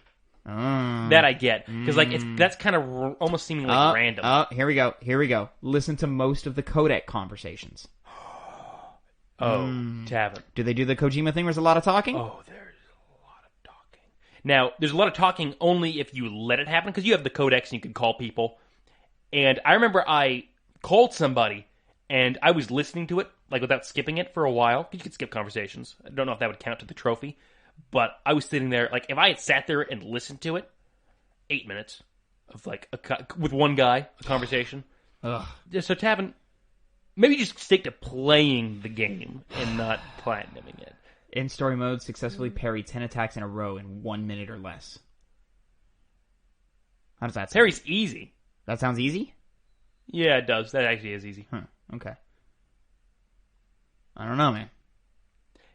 You would have to play it and find out yourself. Because, a lot of that stuff, like I said, they don't tell you what enemy types are. They just kind of say, this is an enemy. Slice it. Then kill it. Rising. Revengeance. Such a terrible fucking name. You could have just done Rising. Trophy. Or Metal Gear Revengeance, yeah. Guide. Roadmap. So if I go to PlayStation Trophies.org. Estimated trophy difficulty 9.0. That's hard. Out of 10. That's hard, isn't it? Online trophies 0. Offline trophies 51 in total. Approximate time to 100%, 20 to 40 hours, skill dependent. Tavin. Yeah. This is not worth it. Minimum number of playthroughs needed 1. Recommended 3. It's a small, short game, right? 8 hours? Yeah. That's not that bad. No, it's not. Glitched trophies 1. Tearing away the disguise. What is tearing away the disguise? There's skins. There's a lot of customization, actually. Or a fair amount. Okay. This is one we'll have to revisit, but I'll put it on the backlog. I'll put it on the backlog. Your mind's backlog. It's in the backlog. Connor, anything else you've been playing this week? That's it. Well, ladies and gentlemen, that is it for the Two Penny Gamescast episode 34. However, if you're looking at the time code, you might realize, hey, we got another 30, 40, 50 minutes left. I don't know how long we're going to be doing it because I haven't recorded it yet. But we've got my buddy Phil coming in here, and he's going to give his review of Metal Gear Solid 2 after the hype. Now, if you'd like, you can just go catch that over at youtube.com/2pennygamescast as its own breakout episode that's coming out Tuesday, 8 a.m. Central Time. Or just stick around and listen to that. But for now, we are going to close the Gamescast out here. Thank you so much for listening. Remember, you can catch us Mondays, 8 a.m. Central Time on YouTube, SoundCloud, Spotify, Apple Podcasts, Google Podcasts. Wherever you are, we are. We're there. Give us a rating. Always there. Hit a subscribe. Hit a follow. Hit the bell. Yeah. Get a like. Drop a comment. Let us know how we're doing. Let us know how we can improve. Let us know about some stories maybe you want to talk about. Please do something, please. Please, I'm asking you guys, please. Anybody's got it this far? I would like in the future, Connor, to have the audience submit their 2 pennies on stories they would like to talk about or conversations they would like to have. And then we'll have that. It'll be great. It'll be sick. It'll be sick. I hate the common people, but I can do that. I am, after all, a journalist. You're an idiot. But until next week, Connor, I'm gonna go ahead and sign you out and bring Phil in. So Connor, say goodbye to the people. See you guys. I'm gonna take a piss. And say hello to the people, Phil. Hello! And welcome back to After the Hype. After the Hype. Phil. Yeah. Have you ever played Metal Gear Solid 2? I have now. You have now. Now, for the first time at twitch.tv/2pennygames, every Tuesday, 1 p.m., we run our little show called Hype. Have you ever played? This here is sort of our review show after we finish a series over there on Twitch. General thoughts, opinions. General thoughts and opinions of the game we played. Phil, you played Metal Gear Solid 2 Sons of Liberty. Yes. For the first time. Yes, I did. And, Phil, what did you think? I thought it was pretty good. Yeah? Yeah. Fantastic. I'm glad you liked it. It was pretty good. Definitely better than the first one. Definitely better than the first one. Excellent. I agree. But, the console generation and the, 4 or 5 years in between will do that. It shows. Yeah. For context, to people who have found this breakout episode or who haven't heard it on the podcast, I podcast 2 Penny Gamescast, youtube.com/2 Penny Gamescast. I am a huge fan of Metal Gear Solid. Love it. Metal Gear Solid 3 is my favorite video game of all time. Tavin, why have you never said this? I know. You've never ever once said how much you love Metal Gear and that you want to fuck Solid Snake. No, wait, pause. Too much. No, too far. You want him inside your asshole. Oh, Jesus Christ. Anyways. You are not cutting that. Phil, I'm not cutting it. Okay. No. I was scrolling to get it over to the page to make sure it was still recording. Phil, you liked Metal Gear. I liked it. Metal Gear Solid 2. I liked it, yeah. Excellent. What are your general thoughts and opinions on it? I did a lot better with the stealth because in comparison to when you played the first game. Yeah, I kind of knew what to expect because I kind of carried over fucking don't get too close. Fucking the one thing that did get me a lot was I didn't like the platforms that broke out from under you because it was really hard to... the traps and the because those got me way more than they did in the first game. Because well, they're much more prevalent in the second game, and they're at critical walkways. Whereas in the first one you can more or less avoid them all, and you can potentially never come across one. Excellent. I mean, it still has the same dumb shit. Same Kojima. You're gonna want to get right up on that one. Sorry, same dumb shit from Kojima. Yeah. Yeah. So yeah, Kojima. Plus, even more. He's crazy, and yeah, Metal Gear Solid 2. After the highs of the first game, Kojima really got into his bag, and starts diving into just absolute craziness, and especially towards the end, it gets really, really fucking bonkers. And in 2002. People were not very happy about it. Now, I mean, he made a digital version of an actual virus. What the fuck? Yes. Well, it's so weird. No, because the virus is technically always digital. Because it affects the nanomachines that are injected into everybody in this universe. Everybody who's important, at least. And then the nanomachines basically attack you. And simulate a heart attack. That's what Foxdie is. When are we getting that? Getting what? Nanomachines. Nanomachines? Hopefully not for a while. Because as this series evolves, the nanomachines become a big problem. Okay. So, generally, you really liked it? Yeah. Fantastic. What were some of the highs and lows of the overall experience for you? Fuck, dude. That's what I was saying the other day. We got to do this a lot closer to when we finish the game because you have a week to compile your thoughts of things you liked and didn't like. Look, man, but all right. So I liked I actually liked Raiden as a character. Yeah, interesting. I mean, sure, he's got his moments. Yeah. of whininess, but it's I don't know. I've always thought I've never really known Raiden other than his cyborg ninja form as a non Metal Gear player. Yeah. But I've always thought he was kind of cool, before actually playing the game. I'm as a fan of the series, I'm cool with Raiden. He is my least favorite protagonist in the series. Okay. Granted, you've got very few of those and to pull from, and 3 of them are the same person. Practically, yeah. And 2 of those 3 are voiced by the same person. Exactly. So it's all right. So they're essentially the same. But yeah, Raiden, The thing I like so much about Metal Gear Solid 2 is it keeps that classic gameplay from the first one, but it's just so much more evolved. The aiming in first person, the fluidity of the movements and the animations, but it's still got that classic like moving around boxes. You know the rules of the AI, you know how they operate, and you know how to engage each situation at just like a quick glance of the room, and you're like, okay, I know how to do this. I don't like saying the word perfect, but I thought it was like a quote unquote perfect sequel. You know, like whenever like it improves upon pretty much everything that the first game tried to do. Mechanically, I agree with you. Narratively, I don't. Yeah. I think narratively, it just totally. I mean, the story just goes off the wheels, and Kojima goes more into his thematic bag instead of his. Yeah, that's why I don't one. like using the word perfect, because I don't think there is like a perfect game or like a perfect piece of any kind of. Yeah. Well, media. no. Yeah, I don't know if there. I've got. I could pull a critique for any video game.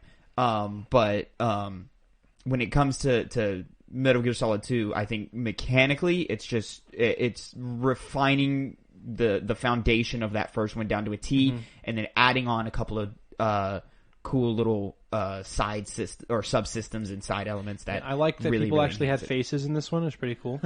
You were a big proponent of the not liking the block textures of the first game. It's PlayStation 1, man. It makes me look. It kind of just takes me out of it. Just looking at fucking Slender Man face. And listen, that is something you're gonna have to get used to in playing some of these older games. Like eventually, we'll probably get to like a Final Fantasy VII or something, and we don't need to go back to Final Fantasy VII. I already know the story of that game. Yeah, but you haven't played it. I played enough of it.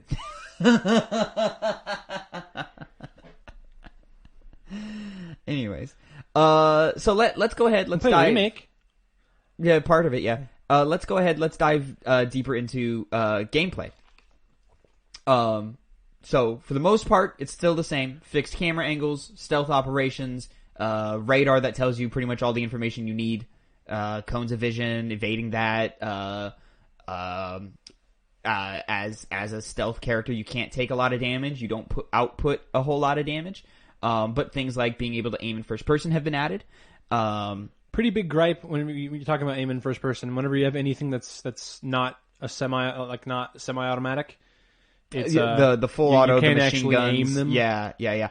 That was a thing where on the PS2 the buttons had pressure sensitivity. Yeah, I remember that. So if you like lightly pressed it, you could pull it up. And if you firmly pressed it, it then fired. But even back on the PS2 days, I never had control of it's just fucking those guns, and the pressure system is bad in every game that uses it. Metal Gear Solid 3 has a few mechanics. The machine guns still work that way. And there's another mechanic that uses pressure sensitivity, but it's it's much easier to deal with. Like even on like current gen stuff, like it still works. Okay. I think. At least we'll see when we move on to I'll be the judge of the it Xbox works. 360 via Xbox One backwards compatibility and how that plays. I'm still so bummed out that I tried to like be sneaky and improve my grip strength and it didn't even fucking save. Yeah, off stream. Yeah, you did that. You did that. The way around that would have been to leave, come back, and then save. I did that. You left the area? Well, I mean, I saved, I left and came back. Left and came back. So that's exactly what I did. So the save happens whenever you make a save. It just goes off of the last checkpoint. So you don't reach another checkpoint until you enter another room. What? And those count. Though each time you enter every time you enter a new room, that's a checkpoint. So if you get the grip strength and you save, it's still saving before. That's so dumb. At the beginning of that room. Well, the idea is so that because the respawning works off of that same checkpoint system, and the idea is if you save and quit in the middle of a thing, or if you don't quite know what you're doing, you can go back. You can revert to a certain specific instance. But yeah, I tried to be sneaky and off stream grind my grip strength up to level 3 because I had already done it to level 2 on stream. And then I tried to be like, anyway. hey, Tavin, I did something. And then it was going to be a cool reveal. And then I jumped off and it said grip strength level 2. And I was like, fuck! Yep. And so then I just like, yeah, fuck it, I'm just gonna do it anyway. And I just for like You did all those 5 minutes. all It was those like 5 pull-ups. minutes, It took about 5 minutes from 2 to 3. Yeah. and then I did the pull-ups. So Phil, overall, obviously the first person and the fluidity much improved. Is there anything else in the moment-to-moment gameplay that you thought was super fun, or was super engaging, or or maybe just didn't work so much for you? I really liked the. I felt a lot better about the stealth overall. Like, I felt I could actually like kind of the way that like the rooms were mapped out. I could like better see like, okay, so I can't go this way because there's a guy coming this way. Gotcha. I can go down that way. I can like crawl under here. I can go over this. You do have a lot more options. I felt like it was more open, like for choice. Yeah. Things like pathing, like you've described, and like one really good example of like options, I think, is the fucking mailroom, like where the really interesting. Okay, yeah, that's well, I mean, I like it because you can go through the like you can walk by the boxes as they go. So like you're kind of walking with the box. Yep. Or you can like go underneath the conveyor belt. Yep. And I saw a video that if you put on a box and you can go on the conveyor belt. Yes, you can. You can do that. Which I didn't do on stream. I forgot all about that. I didn't do it on stream, but I saw a video where someone did that, and I was like, dude, that's really cool. It's really cool. Like, apparently we could have gotten the digital camera before we even saved EE. Really? Yeah. Is it just riding the box on the conveyor belt? Just riding on the conveyor belt. It dumps you into that room? Mm-hmm. How do you get out? You just walk out. Interesting. I know either you walk out or you go back on the conveyor belt again. Very interesting. Yeah. That I didn't know. Mm-hmm. Fascinating. I'm going to pull that up and watch it later. Yeah. That's really, really interesting. I don't remember who it's by, but it's like hidden secrets and cool stuff in MGS2. One of those great videos. Yeah. Okay, yeah. It's like a 2-hour video. It's fucking super long. Excellent. So yeah, there's that. I really love all of the improvements they make to engaging enemy combatants. Just the simple, like, so you can aim in first person, as we've said several times. All the different things you can do, like, you can shoot them in different places. You can hold them up and acquire dog tags. You were getting kind of sadistic off stream. Getting sadistic. Oh, yes, we hopped back in. Because we took a break. Or after we finished the game, we took a break and then started back up with Gears of War. Troubleshooting, yeah. And then I was playing around with it a little bit because you had put me in the mood. Watching you had put me in the mood, and I was showing you all the different things that you could do that you had never tried in your playthrough. It's things like you can pretty much just torture people in that game. Well, that poor man, you shot his leg, shoot his legs out, shoot his hands out, shoot his radio out so he can't call for help, and then and it's phenomenal. And then he was limping for help, limping around trying to get away. And then I take him and I pull him away from the exit so that he can never get away. So sadistic. There's some fucked up shit you can do to people. Made me sad for a fucking computer, computer man. Yeah. So there's all of that like I don't want to call it manipulation, but there's all that like AI like for lack of a better word, manipulation that you can do. Where you can really just play around with the guards and really like fuck with them in a lot of different ways, and it's really, really interesting. That's all the stuff I love. Also, stuff like hiding bodies, being able to move bodies. Do you want to get into the thing like towards the end that I did that you've never done? Thing that you did, like there's like the repeat, like with the torture scene, and then you're like leaving. Oh yeah. So let's get into that now. Yeah, we can do that. So okay.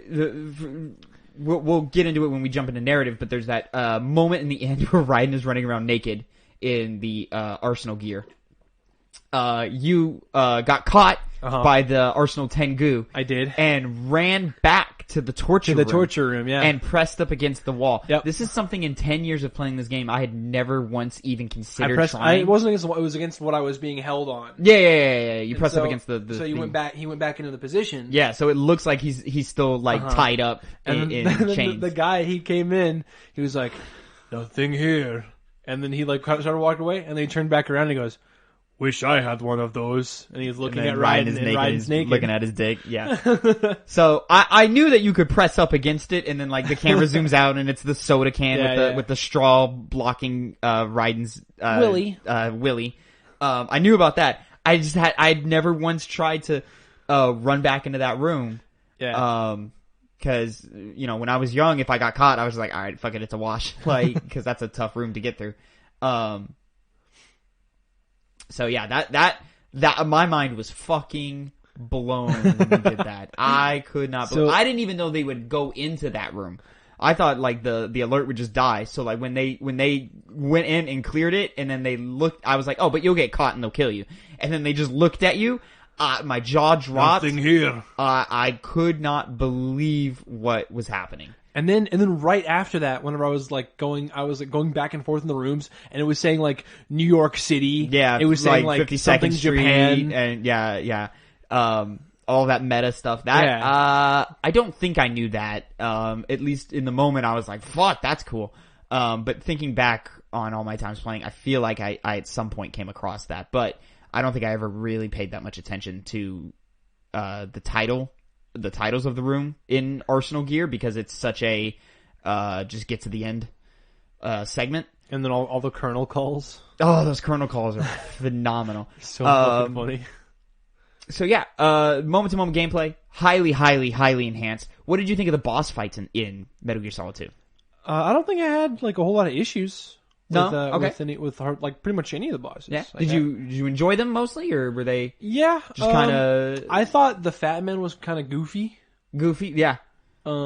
He's a goofy character. He's a fat man on roller skates. His name is called Fat Man. It's true.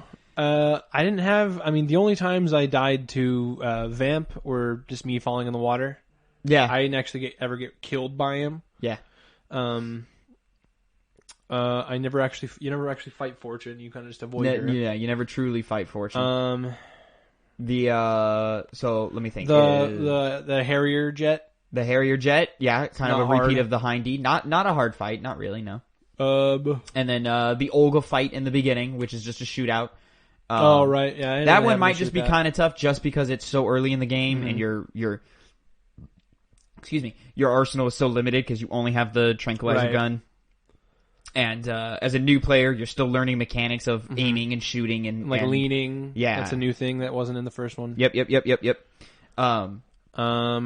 there another boss fight? Oh, the Metal Gears, even all the Rays. Yeah, the Ray fight. I didn't think that all those were like super hard, because I think I only died 2 or 3 times. I want to say 3 is the number of times he died, something like that. Because once I like found the pattern of shoot this one in the leg, shoot it in the head, shoot this one. I went shoot this one in the leg, shoot in the head, shoot leg, head, shoot leg, head. To get that critical damage off. Left to right, over and over and over. Yep. Because it stunned them in like perfect time, because this one would like start to power up on the left, and then I would stun it with the leg shot, shoot in the head, then this guy would start to power up in the middle, do the same thing. Now that's a fight that gets extremely tough on higher difficulties. We played on normal. But yeah, on hard and on extreme, those timing windows tighten up, and obviously damage. The damage you output is reduced, and the damage they put on you is increased, and you have to fight more of them. So that's a fight that can be the only really tricky. The only kind of bullshit move was for the Rays. I mean, were like the knee rockets they would shoot out. Yeah, so when you have the one that jumps onto the platform, and instead of sort of hitting a mortar strike where the rockets go real high and easily dodgeable, the ones that like specifically target and like heat seek you, those ones are kind of tough. I very early on in that fight, I didn't realize how much room that I had on that platform. So I would kind of be really tight. Yeah, you did a lot of just strafing on a linear line. I didn't realize I had. Eventually, I was like, "Hey man, you got mad room." And then I ran around. I was like, "Oh shit, I do." Yeah. So I really enjoyed the Ray fight. That's like one of my favorite moments in Metal Gear. Period. Pretty cool. That whole section where it's you and Snake running through Arsenal Gear. Oh, that's great too, isn't it? That's really, really cool. Yeah. What did you think of the sword? They give you a sword near the end of that game. I thought I would like it more. It's kind of bad. It's implementation. It's so simple, but for some reason the execution on how they chose to use the controls. It for reminded me a lot of what like Legend of Zelda Skyward Sword was. Yeah. I mean, obviously not motion on a controls, stick. but like with the analog stick, the right analog stick, and then it was just. It was so clunky. Especially in the final boss. Mm-hmm. Like, because I was having issues. I kept on like, you were saying. I'll agree. Maybe it was me like turning the stick, but like for whatever reason, I guess whenever Solidus was blocking my sword strikes, I kept on turning and not hitting him anymore. So I kept on getting hit randomly. Yeah. Right, like you said, it might have been just me like subconsciously moving the stick. Yeah. But just the blocks, like some kind of dead zone, something getting activated or something. It was really weird, and I was getting kind of frustrated with it. Yep. Yeah, that final Solidus fight you struggled with a little bit. A little bit. Yeah. Yeah, but it wasn't. I didn't have nearly as much trouble as with Ray. That's a fight that Ray, Rex. Yeah. That fight with Solidus, the sword fight on top of the Capitol building, is a fight that when I was younger I hated. And then as I got older and I learned the ins and outs of all the mechanics and eventually figuring out how to, play well with the sword. Cause that took me. Are we missing any time. bosses? I don't think so. I can't remember one. I mean, we mentioned Vamp, Fat Man, Olga, the Jet, the Rays. Fortune doesn't really have a boss fight. I mean, it's the hole out thing. Is there more in the second game than there were in the first one? I think there's more in the first one. Yeah, because you fight Sniper Wolf twice in the first one. Sniper Wolf gets twice, yeah. Psycho Mantis. I mean, there's just more. Ocelot. There's more bad guys in the first one. There's like a whole squad of 6, whereas Dead Cell Ocelot. only has 4. You never fight Decoy Octopus. Okay, so 5. But then you add in the Hind D and Liquid and Rex. Yeah. Whereas this one, it's Dead Cell. Yeah, you have the Jet and Ray. You have the actual like Liquid fight on top of Rex too. So, yeah. So, there's definitely more boss fights in the first one, but I think the first one is defined by its boss fights, where this one is defined by its moment-to-moment gameplay. Yeah. Which I think is excellent and still fun to play. Clearly, because you enjoyed yourself during all those moments. And also the bosses in 2, I think can sometimes just kind of feel like souped up regular dudes. So like Fat Man, it's just a quicker roller skates. It's just a quicker dude. It's just a quicker, bigger target of the other guys who takes more damage. Like I'm having trouble like remembering what he sounded like. For whatever reason, I'm thinking he sounded like King Candy from Wreck-It Ralph. He was like, have some bombs. It's honestly not super far. It's just a little more rasp. It's like, laugh and grow fat. Have some bombs. Like instead of have some candy. So moving on, diving sort of into the story and the world of MGS2. It's very different from the first one. Is it though? In a lot of ways. Is it though? But it's also really very not. similar. Also very similar. If you look at it, the same game with a new coat of paint. If you look at it beat for beat wise, it is the same story. But that is also the point of the game, and it's very meta in that way. Kind of lazy there, Kojima. Oh, Jesus Christ. And we'll get into the whole, like, the ending, because I think that, is worth a whole conversation in just itself. But yeah, did you went in knowing about Raiden being playable in this game, or knowing that you play as Raiden? Or... I knew that at some point you play as Raiden. Okay. Because I remember watching a donkey video about, I think it was about like Last of Us 2, where like there's like spoilers where obviously you don't play as Joel in the game, at least not for very long. In 2, you don't play as Joel ever. Oh yeah, okay. Because I think you play as Abby whenever you're about to do Joel or whatever. It's a little unfortunate that you know that, but beside the point. I know. So the Last of Us 2 is the prime example of sort of this bait and switch thing. In the video, he was like, "Oh, all these games are terrible whenever you have to play it. You have to play as a different person. You got I think one of them was Metal Gear. Yeah, Metal Gear Solid 2. And then one of them was like Donkey Kong Castlevania's- Country. Oh, Donkey Kong Country, Castlevania Symphony of the Night. I can't remember everything else that was in the video, but Yeah. it was just funny. So yeah, Because Last of Us 2. they're always terrible, and they're always like super good games Yeah. that he mentions. Yeah, Last of Us 2 clearly drives a lot of inspiration from Metal Gear Solid 2. What? In terms of doing the bait and switch, and you're not playing as the okay. character I was gonna that say, like, you think you're playing. Does it though? I was gonna say No, not in that way. But just in terms of the bait and Fucking switch, giant yes. robot. Like even Neil Druckmann, I forget on some podcast or spoiler cast, he was like, "Yeah, clearly I was inspired by what Kojima did in 2." It's like all of a sudden Ellie's like in a giant Metal Gear. But you didn't know that you play as Raiden for pretty much the whole game. Yeah. Yeah. Snake is back. Snake is back. So that's part of the controversy as to why people don't. People Like at the Raiden. time didn't like Metal Gear 2, and it's why people don't like Raiden so much. Is because in direct comparison to Solid Snake, Raiden's a fucking bitch. I will say I do sympathize with the like the hardcore fans of the time hating Raiden at the point like at the beginning whenever you're like Raiden's introduced and you call him Snake and it's like Ugh. that's not Snake, dude. It's and then he's right there for the end of the game. Yeah. He's right next to you. Like, just let me finish the game as Snake. Like, let him book it. Nope, it's Raiden's story. And it's just that little like hour long part that all Metal Gear fans had already played because it was the demo. As the cargo ship in the tanker. Yeah. What did you think of the tanker segment? In comparison, I'll say this. What did you think of the tanker in comparison to the plant? To the big show? I mean, I didn't really explore that much on the tanker. You did not. I just went through it. Yeah. You kind of just ran through it, kind of like, where am I going? You need to find your way up. Oh, okay, let me take the stairs. Let me just fucking go. I wasn't really like taking my time with the tanker. I was like, okay, Sure. Yeah. this is Metal Gear. Let me just get through this. And that's why I think that's what led to such hype in the second one. I don't know. I didn't play it at launch. My first Metal Gear game was 3. And that's what I think fed into the hype of it is because, especially when you replay it and you discover all its intricacies. The tanker is actually a great fucking level. Yeah, it's pretty cool what I played, like what I went through. Yep.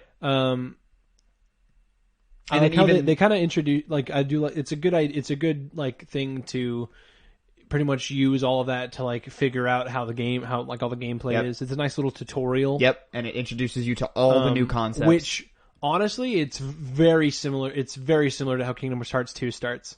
It's very, very similar. Very, very similar because, I mean, it does the same thing where you play as a different character from what you play as in the actual game in the beginning, in like the first couple hours of the game or whatever. Oh, okay. Yeah, and then and then we move on to the plant. Tanker goes down. Metal Gear goes missing. Oh, okay. So this is where like the Kojima weirdness kicks off pretty much immediately with Ocelot somehow having both arms back. That was so stupid. Magically being overtaken by the spirit of Liquid Snake. For somehow, I guess a couple brain cells were lodged in Liquid's arm. So That when caused him to possess when Ocelot. Ocelot put Liquid's arm on, he went into Ocelot's head. And Ocelot was like, "Oh, it's me, brother." So it's a lot. It's a lot to throw at somebody. And it's why you can't see. I was fucking rubbing my face with my eyes Oh, closed. yeah, that whole time talking about fucking brain cells. And it won't be the first. It won't be the last time that you'll do that. Not even in this conversation, but in later conversations. Fuck, dude. With other games. So not a fan of that type of weirdness. No, No? it was dumb. Interesting. Like what? I'll say it's and I don't like saying Liquid had no reason to even be in that game. no. He didn't have to Had be no there. business being in Metal Gear 2. Because Liquid also doesn't change anything. Like Even at the end of the game, when Ocelot takes Ray and leaves again, take Liquid out of the game. It changes nothing. It changes nothing. Changes absolutely nothing. Liquid still does exactly what Ocelot was planning anyway. So, however, Phil, there are reasons for this. Okay. They will be somewhat explained later. There is an explanation. There is a subtle explanation in 3, which I don't think we will see because it requires a lot of codec talk. Okay. Which we don't do a lot of optional codec, like calling people up. Right. So when we get to a certain point in 3, we'll talk. I'll fill you in on that thing. And then 4, if we ever do it for hype, has a completely different theory. Okay. Just like retconned? A little bit. Okay. A little bit. And it's not as cool either. It's a lot lamer. But anyways. That's kind of like what the show is for me. Because, like, I don't want to get, like, super deep into all the games that we, like, play. Because it's like first impressions, right? Like, it's going to be your first impression of the game. You're not going to overall review conversation. No, I mean, like, the hype, not after the hype. Oh, okay, yeah. Yeah, that's why that's kind of what I want from the show. On a first playthrough, most players won't even do any of, like, this all those deep stuff. Yeah. That's what it's supposed to be, like, this first playthrough, first impression. Yeah, it's a what do you want to do? What on your first playthrough? Exactly. What are you drawn to? And I agree with you with that. That's why, like, if we ever do. Mass Effect is a good example because we'll do Mass Effect when the Legendary Trilogy comes out. Mass Effect is a great example. It's a full out RPG. Go to a bunch of different planets, explore, do any side quests. I'll probably do a couple side quests. Like that's just like I would do in a regular playthrough. Yeah. But I'm not gonna like dive deep and 100% it. Sure, no, and I wouldn't expect you to. You know, bigger games, RPGs, open world games. They've got a lot of like checklist type missions. Right. I don't expect you to do the checklist type missions. But like, I just finished Ghost of Tsushima, so that's on my brain. The side character tales in Ghost of Tsushima, where like you explore backstories of some of the more important side characters. Did you plot it yet? I'm very close. I'm very close. I'm apparently missing a couple of side quests. Okay. So it's just a matter of figuring out where those are. Take me an afternoon, probably. I just don't have an afternoon. I still haven't finished Valhalla, AC Valhalla. Oh, well, that game's way bigger than Ghost of Tsushima. That game is huge. I would not be surprised if I never beat Valhalla. I'm still so far from the end. And then, but returning to Metal Gear. Metal Gear, yeah. I never once expected you to like be like, oh, let me go call the Colonel and have a conversation with him. Let me call Rose and talk with her about their tenuous love relationship. Yeah, that's probably a good jumping in point. Going into Raiden. As a character, what did you think about him and his relationships with other characters and how all of that progresses through the game? Well, he wasn't expecting. Wasn't there like a whole thing where he wasn't expecting Rose to be like part of the mission? He was not expecting. No, he does not know why Rose is part of the mission. So there was that whole bit where he's like, Rose, yeah, or whatever. Like, what are you doing? Oh, sorry. Let me do my Quentin Flynn impression.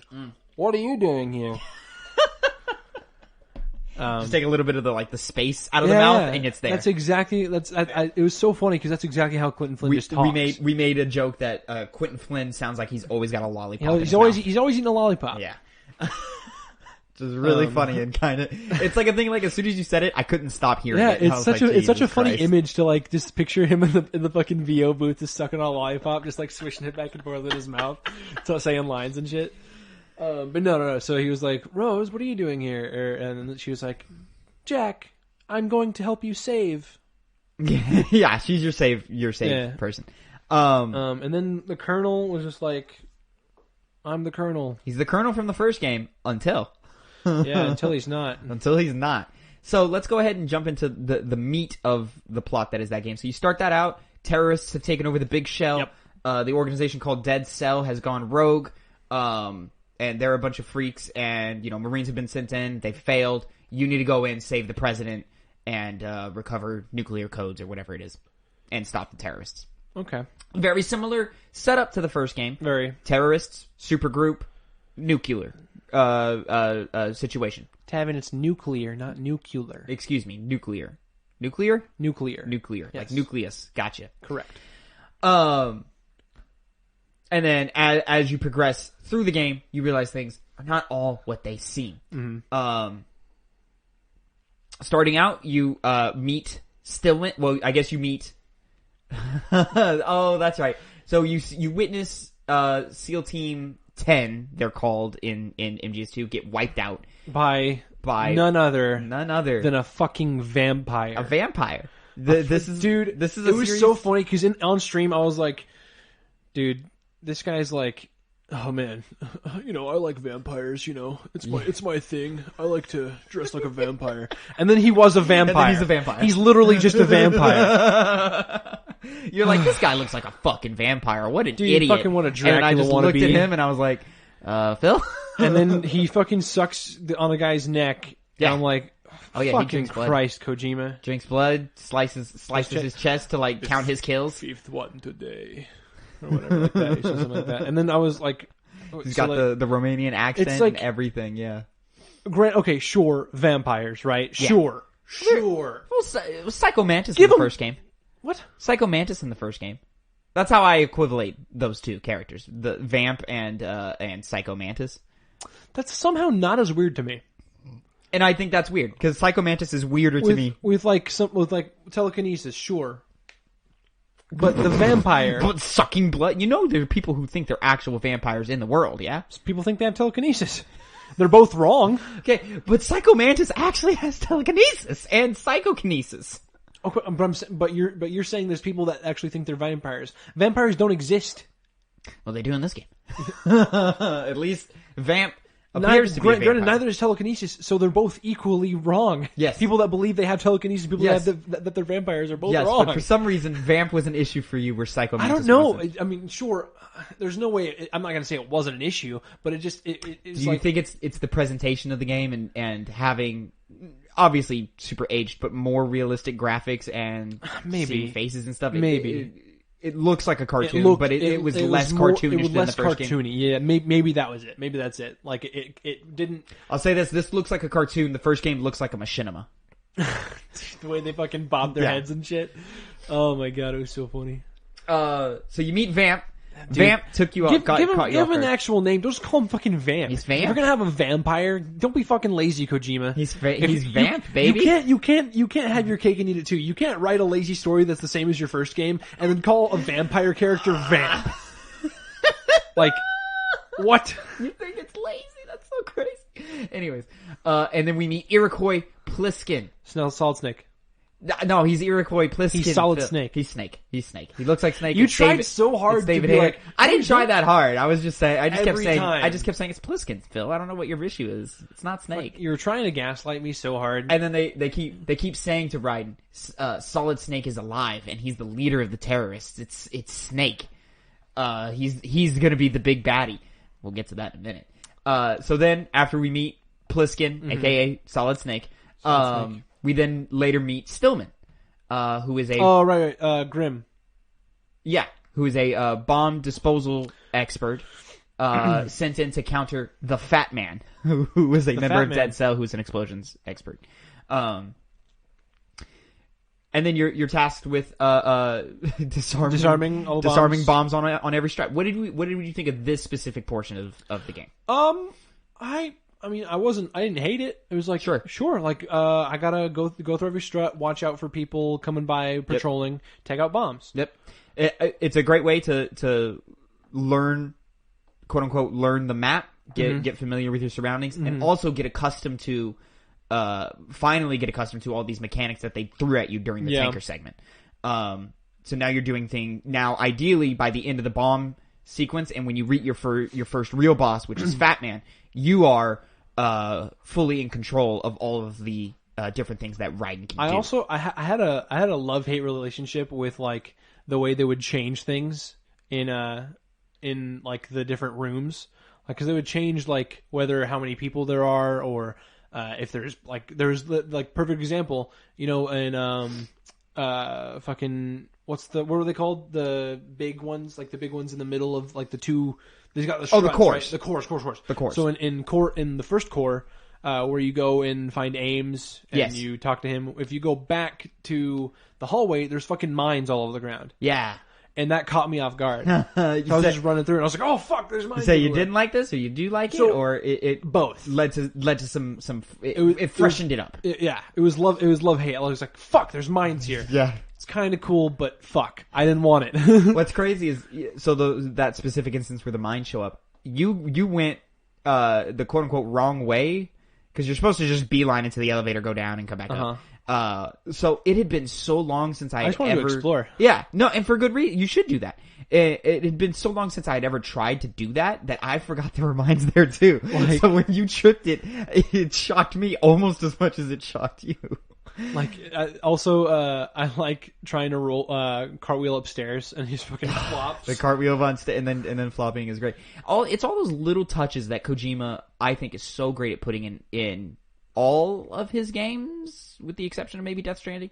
But even Death Stranding has a lot of really great detail. Tavin, Death Stranding is the world's first Strand type game. Did you know that? Yeah, I did.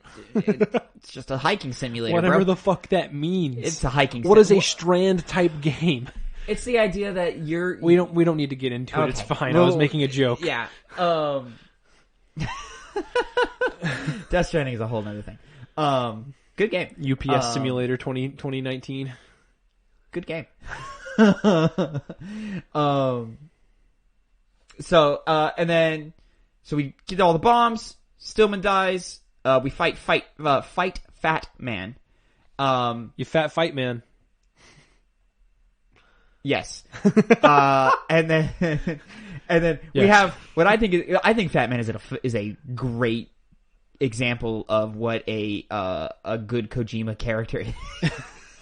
It's just something man. It's literally like just you got like Die Hard Man. You got Fat Man. Cartoon character that is just thrown in just for fun. Like, and it's just like, okay, yeah, this guy's Fat Man. He's on roller. He's a fat dude. It was so funny because whenever we went into the fight, I was like, oh, he's gonna be like on a scooter or something. Right? He's gonna be like on like a BMX bike or like a razor scooter, skateboard. That's what I was thinking. Because I just heard like the rolling. I was like, oh, he's gonna be like a skateboard or like a razor scooter or something. And you're like, Phil, it's even better. It's even better. And he's on fucking roller skates. He's drinking wine. He's got a straw in the glass. He's got a straw in the glass of wine, like the big fucking glass of wine. And he's fucking. It's just this fat bald man just skating around, throwing bombs everywhere. It's so great. I love it so much. No, it's campy and it's corny and it's silly or whatever. But I do genuinely think Metal Gear Solid 2 has some of the legit funniest moments in the entire franchise. Yeah. Fat Man as a whole is one of them. Props to you. I guess maybe it's not that hard, but like little 12-year-old me was a fucking idiot. He could not find the bomb underneath his dead body. The fact that he was like, I have the biggest bomb ever hidden somewhere close, and like, is it like under him? Like, is he lying on it? Oh, he's lying on it. Oh, okay. So I try to pick him up, and he goes, "Oh!" And just immediately, there the fucking bomb. It's good because I was using the sensor, and it was like saying I was super close. And I was like, "Okay." It's a good time. I was gonna try to move him, and there it is. Yep, it's a good time. I fucking love that. That is like my favorite part of the game. Mm-hmm. That whole bomb sequence because it's just you're in this environment. Just go explore, handle the situation in whatever way you want. Us talking about Fat Man and moving him in like that big bomb reminded me of another thing that I kind of don't like about the game is that they'll give you information that doesn't matter. Like they'll be like, "Oh, don't get too close to it because it'll go off." That was a narrative. That's really just a narrative crutch to kill Stillman. It's just like, and it has nothing to do with actually because the mechanic was like, okay, I was and going, like, it's super specifically close. only that one last bomb that you deactivate. Under the like, sub, don't get too close to it. Under the sub, yeah. I just. It's just frustrating because like, why tell me that if I don't need to know it?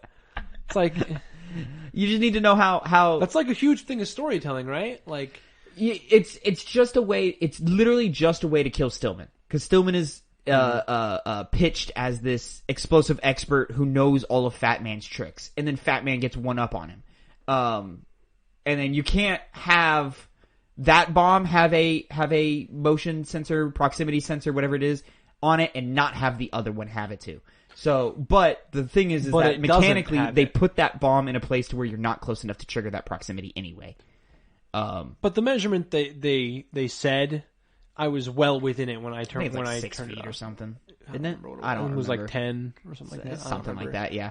But I was clearly within that range. Sure, but like, okay, turn the proximity trigger on. Then what do you do as a player? You just run around until you blow up? And I'm just saying, like, don't tell And then me. what if you can't find it? You know? I guess. I mean, could they have come up with a better solution? Maybe. Probably. But that's the one they did. And then moving on from there, this is where you move from... I guess from there you didn't go into Core 1, meet Ames. And then this is where you picked up on what Kojima's putting down with this dual narrative here, or this repeated narrative. Ames dies from a heart attack. Cyborg Ninja is popping up every once in a while.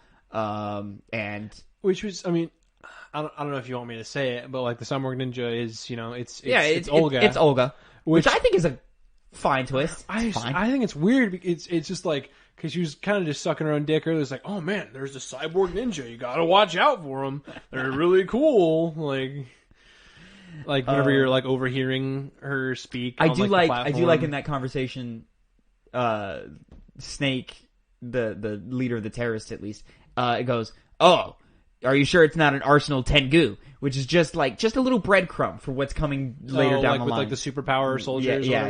That like kick around, kick you a shit ton. Yeah. So the fact that like the narrative is at least well thought out enough to be like, okay, there is a cyborg ninja like Gray Fox in this game too, but we also have these super soldier guys, and we're gonna connect these two narratively to gameplay. I just really enjoy that little touch. Again, the smaller touches in this game are phenomenal. You can listen to Johnny shit his brains out again too. I know, it's great. Johnny appears, I think, in every Metal Gear game except for maybe 5. I'm kind of bummed out I didn't get the achievement for like listening to him on the I forget platform. where he is. He's somewhere. I think it's like one of those things where like a guard walks around a pillar, and then like if you let that guard walk around the pillar and then listen, that triggers it. Oh, okay. I think it's something like that, but I don't remember. It's been so long. It's you have to let EE like run into him around the back. That's right, because there's a moment where she goes around the back, and then you pull the thing out and point it at where she would be. Because right. after the stream, I went and looked at the video I was talking about earlier, and that's one of the things. That's like okay. What's like kind of. What is the conversation? Just no. It's okay, I'll let you go. Yeah, it's something like that where it's like, oh man, last time I talked to a girl on a battlefield, things didn't go so well. And then she's Johnny. like, "Oh man, you're really weird." And then she leaves, and then he's like, "Oh no, not again!" And he like starts like getting tummy rumblies or whatever. Oh, Johnny. Yeah. So and then we go to Core 1. We meet Ames. Ames starts telling Raiden things that things aren't adding up. There's a lot of. Is he the first person that brought up the Lolly Lulo?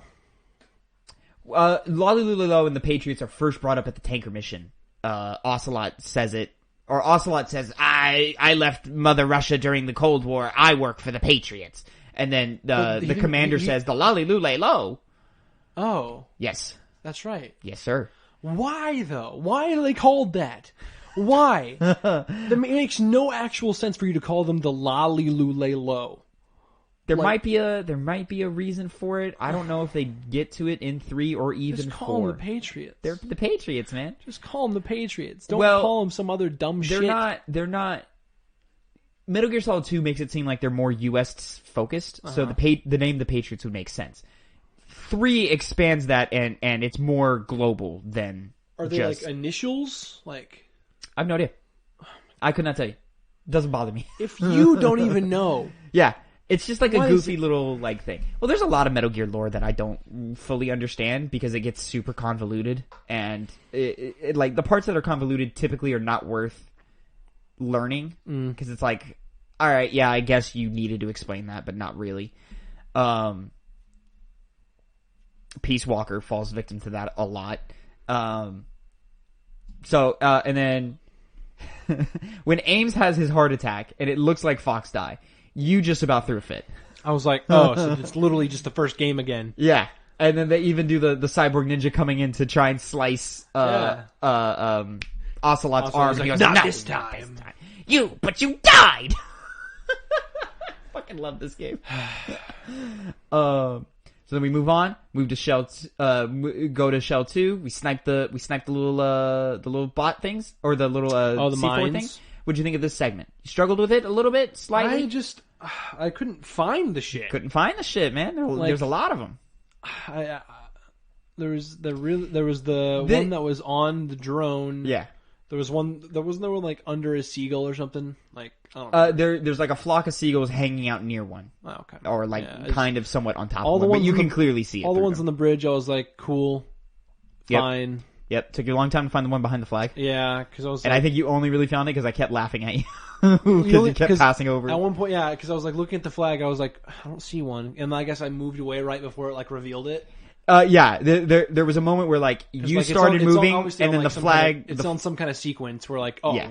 Wiver, whoa, there it is. Yeah, And it's yeah, like, yeah. It was literally a moment where like it was still in scope, as you were moving away, so it popped up and it was like clear. It was like just outside it. It was like just to the left of your crosshair or whatever. And then You just like, kept on laughing at me, and I was and like, I was like, Tavin, it's right there, dude. And I knew you didn't see it, and I knew I only saw it because I wasn't playing. And I was just like, I just gotta let him find it. I just gotta let him sit there and find the it. sniper like wouldn't stop moving around. The shake is much more And intense. I don't like the way that it zoomed, like the buttons that control the zoom in. It's all the same from the first game. The zoom in and zoom out? Yes, sir. It's all Is the same. it? All the same. Fuck, I don't remember. Maybe, did I even zoom in the first game? You may not have. I don't remember. I don't think I did. I feel like you must have during that first sniper battle. I don't think I did because there's no zoom on that one. There's no zoom in that one. Oh, you might be right. Actually, There's no zoom. No, surely there is because there's a zoom on the binoculars. I don't think there's a zoom on the sniper rifle in the first game. Interesting. Regardless. And then we have our Harrier jet fight, and we're introduced to the leader of the terrorists. Not Solid Snake like we had thought, Solidus. but Solid Dust Snake.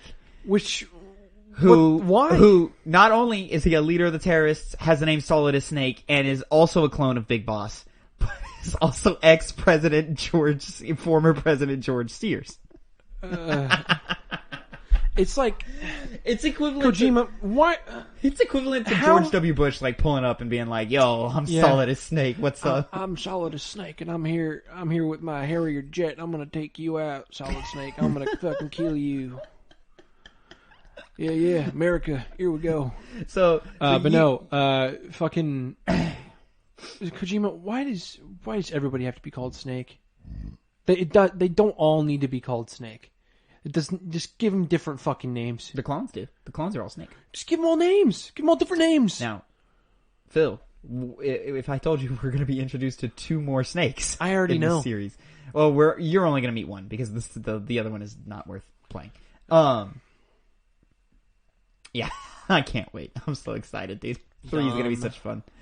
So yeah, and then from here we infiltrate Core 2. Mm-hmm. There's that lovely little moment where you get pissed on. Oh yeah, golden shower, baby.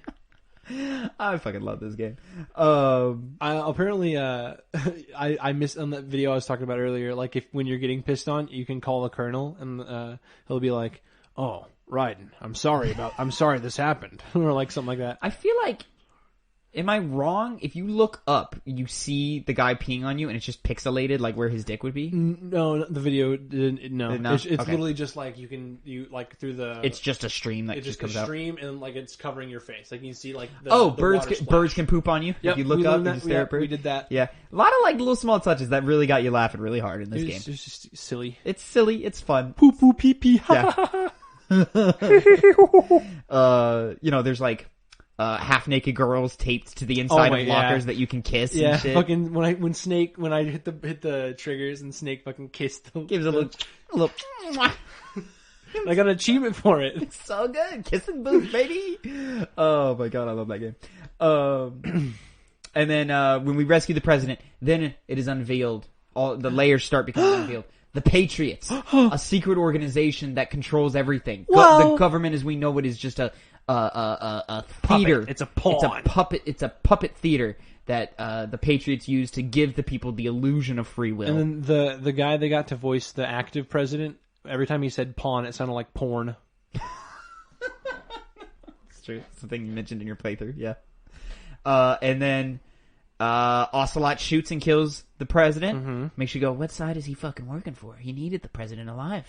Did he? Yeah, it was off of his vitals so that they could launch the nuke. I think. Unless, like, the timer ran out and then he just killed the president anyway. I don't remember there being a reason for him not to kill the president. There's specifically a line about like how like the because- president because says I need to be alive. The so that, president wanted you to kill him. yeah, so that they couldn't launch the nukes. Right. Okay. Because it's tied to his vitals. Right. And there's like the fake out where it's like, oh, did I kill him? And then it shows Ocelot behind you. Yeah, and then Ocelot's just behind you. And they have that terrible slow-mo effect, like Fast and Furious 1, like slow-mo, where it's just weird things that they're doing with the frame rate. I was sad that Ocelot never said 44 Magnum. This here's the single-action army, the greatest handgun ever made. I fucking love Ocelot, dude. He's so great. And then where do we go from there? Oh, we go to save Emma. Yep. Or we go to find Emma, save her. What do you think of Emma, Emmerich? Kind of lame. Really? Yeah. I mostly agree. Yeah. And then She's we're getting... afraid of a lot of things. She's really frail. Emma, I feel, is mostly just use... she's a somewhat humorous character, like, kind of like a, oh, okay, you're a cute little whatever. Something really funny. She fucking when you like walk with her, she looks like you're walking a little ape, like a little chimp, like a little like monkey. you're walking with a come little chimp. Yeah. Because But she had like the really bent knee, like holding your hand. right. To me, the function of Emma is purely just to give more depth to Ocelot, or I'm sorry, Otacon. Otacon. Yeah.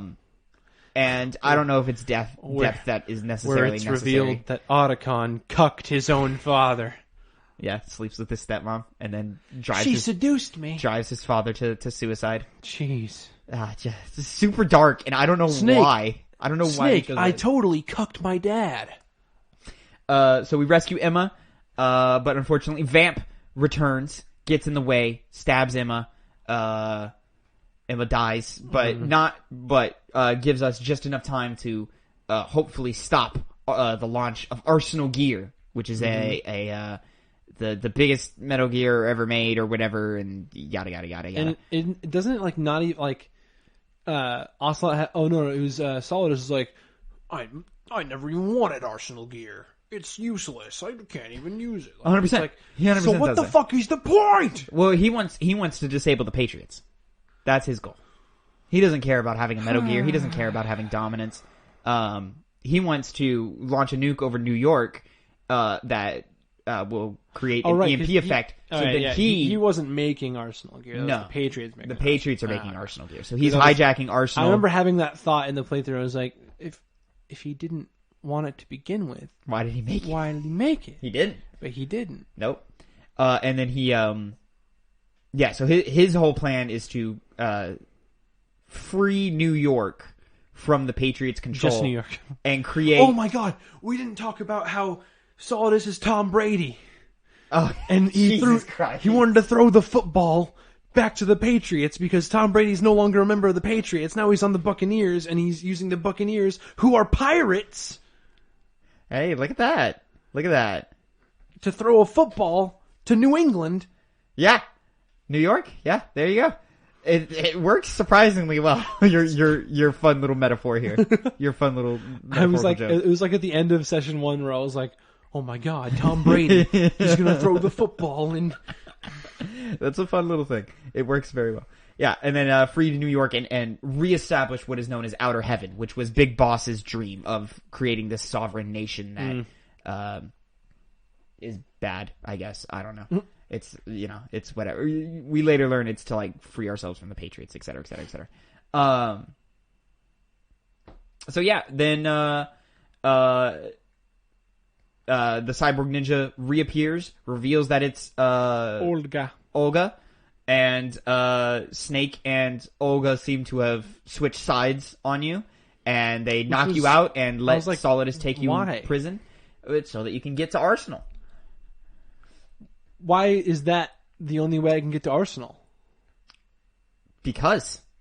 No, it's not. I don't need. That didn't need to happen. It's so that we can have the mirrored moment, because Emma dying is a mirrored moment of Sniper Wolf, and then it's so we can have another mirrored moment of riding in the torture chair. Oh, okay. Well, So it's all just for that. it's still dumb. Yeah. Like there's no if that whole. I mean, I don't because if that thing wasn't in there, then we wouldn't have the moment where we go back in the thing and he's like, I wish I had one of those. Yeah. Then I almost want to say I don't want them to get rid of that dumb part, because that we wouldn't have that hilarity. That moment is great. Yeah. The moment is great. And I'm so glad I could see that with you. I had no idea that existed. Yeah, and then when you're in the torture chair, Solidus is giving Choking you out. Raiden's Oh my backstory, God, yeah, which you had previously thought My daddy. Raiden was a VR simulation trooper, where he had gained all his training from intense virtual reality training. No, he was a child But soldier. instead, he was a child soldier. The best child soldier. Jack the Ripper. Called him the White Devil or Jack the Ripper. And he just killed a bunch of people when he was a kid and was subjected to indoctrination and hypnotherapy and like just a bunch of like dark fucking shit. Yep. What do you think about that twist as the character? Unnecessary. Like, I mean, sure, it's like, oh man, he was a child soldier. That's kind of dark and sad. Oh, poor guy didn't have a childhood. It's a little like Edge just for the sake it's of like Edge. just for the sake of Edge. Like, we didn't need it. It could have just been, oh man, this guy learned a lot from VR. It's another sure. reason why Raiden is disliked when the game comes out is because it's like you mean Edge you for mean Edge's I'm sake. not Snake and then you make me play as this pretty boy who whines and bitches the whole time and then at the end you try to make him cool by making him this edgy child soldier? No. Yeah. You know, so the perception has changed a lot over towards Raiden over the last Solid was like, you're my decade. son. Or whatever like that. or 2 decades now. God, that game's almost 20 years old. Still plays great for a 20-year-old game. Yeah. When you think about it. Mm-hmm. And then you get freed from your chains, and then you go and you meet up with Snake. He gives you a sword. You run through. You're battling a bunch of Infinite dudes. ammo. The Colonel keeps calling you and being fucking weird as shit, and keeps talking about a simulation, and then like Infiltrate outer heaven. Yep. So it's basically revealed that there is an AI that runs Arsenal Gear called GW. GW. I was going to say, I don't remember what it was called, but it was George Washington. The Colonel is a creation of GW to basically fuck with Raiden, or to give Raiden the perception of a chain of command. And Raiden is actually, in fact, just a puppet of the Patriots. Mm-hmm. And none of this is revealed until the last 30 minutes of the game. What's the Colonel's and then name? It gets weird. He doesn't have one. Because he's not real. No, the Colonel that he's based on. It's fuck. I can't remember what he's called. Colonel. It's Merrill. It doesn't have the same last name as Merrill because it's his niece.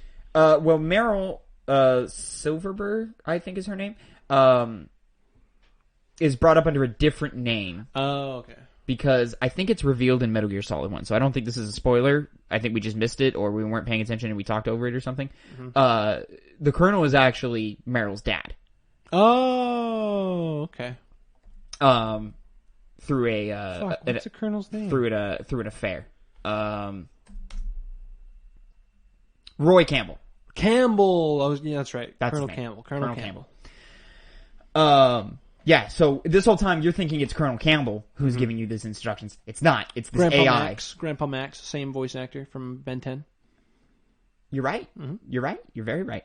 And then shit gets wild. You're not sure if Rose is even real or not anymore. He's got that weird skull face that he does. Yeah, it's great. I love this part of the game so much because it's just they show you mentioned it. They show you footage of the original Metal Gear game for the Infiltrate outer heaven. What's it called? The SSX? No, the something X or something, or the Isn't it just called Metal Gear? No, the original like computer system that the original Metal Gear was released on. Okay. Later came to like, no, it wasn't on the NES. Another little side note: there were 2 fake Metal Gear and Metal Gear 2 Solid Snake games. One of the so there was the one that Kojima made. Oh, I was gonna say, what do you mean when you say fake? Kojima and his team make Metal Gear. Alongside it, another game comes out for the NES called Metal Gear. It's a different game. So it's just called Metal Gear. It has like they don't even try to make it like. No, I think they try to make it the same thing. The story's a little different. Okay. I thought like it was just slightly coincidentally different. called the same thing. But it's markedly worse than the game Kojima makes. But that is the game that is known in the Americas. Mr. Kojima Is the NES Metal Gear fake game. So that sells well enough in the Americas that another team makes Metal Gear 2 Solid Snake for the NES. Kojima doesn't know about this, isn't part of it. And he has no intention of making a sequel to his game. Mm-hmm. Gets so offended that they're taking his game and making something without him that he makes Metal Gear 2 Solid Snake. And then those two games come out, and the one he doesn't make is a piece of shit game. Like, it is terrible. Like, well, I mean, you kind of hope that was a thing. Like, if I made like an apple pie off my own recipe, and someone would be like, "Oh, I'm gonna make an apple pie off my own recipe, but it's like the same one, only instead of cinnamon, I'm gonna use salt." Like, it would basically be obviously like, that would taste way worse than... Yeah, it would basically be like if you and I wrote a rap, just because I write raps. If you and I wrote a rap and we were given the same subject matter and we said, hey, you have to hit these points. Mine would be a certain level of quality, yours would be a different level of quality. And then, but for whatever reason, yours is the one that is known. Are you throwing shade right now? Yes. You're saying mine's worse? Absolutely, yours would be worse. There's no doubt in my mind that I could write a better rap verse than you. This is just rude. Should we do this someday? This is just rude. A little quick one-off. No, I'm not saying that I will. That's just rude. It is. I'm rooted in music. Yeah, but you don't know how to rap. I know how to voice act. Rapping just voice act. Anyways, I'm done with that metaphor. Anyway. I don't even want to continue it. People get the anyway. Point. So yeah, and then Metal Gear 2 Solid Snake. Kojima's version becomes super popular, and then that spawns Metal Gear Solid, and then Metal Gear Solid is the game that like takes off in a mainstream. Y'all. So and GW. So just a quick little trivia for you, quick little history lesson. GW is malfunctioning. We don't know why. We assume it's because of the virus that Emma did that appeared to have failed, but then it comes back anyway because of Ocelot. So what side is Ocelot fucking working for? Yeah. What? Does it come back? It does, indeed. When you're fighting Rays, and it looks like the Rays are about to kill Raiden, and then they all start glitching out. Right. That's because the Fox Die program hits the Rays because Ocelot allows it to. Mm-hmm. So that, in theory, kills the Rays, right? Like, they don't work anymore? Well, they all start targeting Solidus, and then there's that badass moment where he just fucking wipes them out. Right, so they don't, it doesn't kill them. They go haywire. They just target Solidus. They just choose like a new target. Yeah. Because now it basically just changes the controls from Solidus to Ocelot. Ocelot, yeah. Yeah. And then I think it's like all like to be like they're all malfunctioning and they're all going to break down and die. And I think GW gets destroyed in this moment too. But I could be wrong. No, because he's still talking to you whenever you're fighting Solidus. You're right. Well, I think those are like the remnants of GW. I could be wrong. I think you are, because I'm pretty sure it's just like he's still here, and then at the end, whenever you beat Solidus, they're like saying, I don't remember. It's so we haven't talked about Fortune yet, but Fortune is a character who cannot die. Bullets just kind of move around her.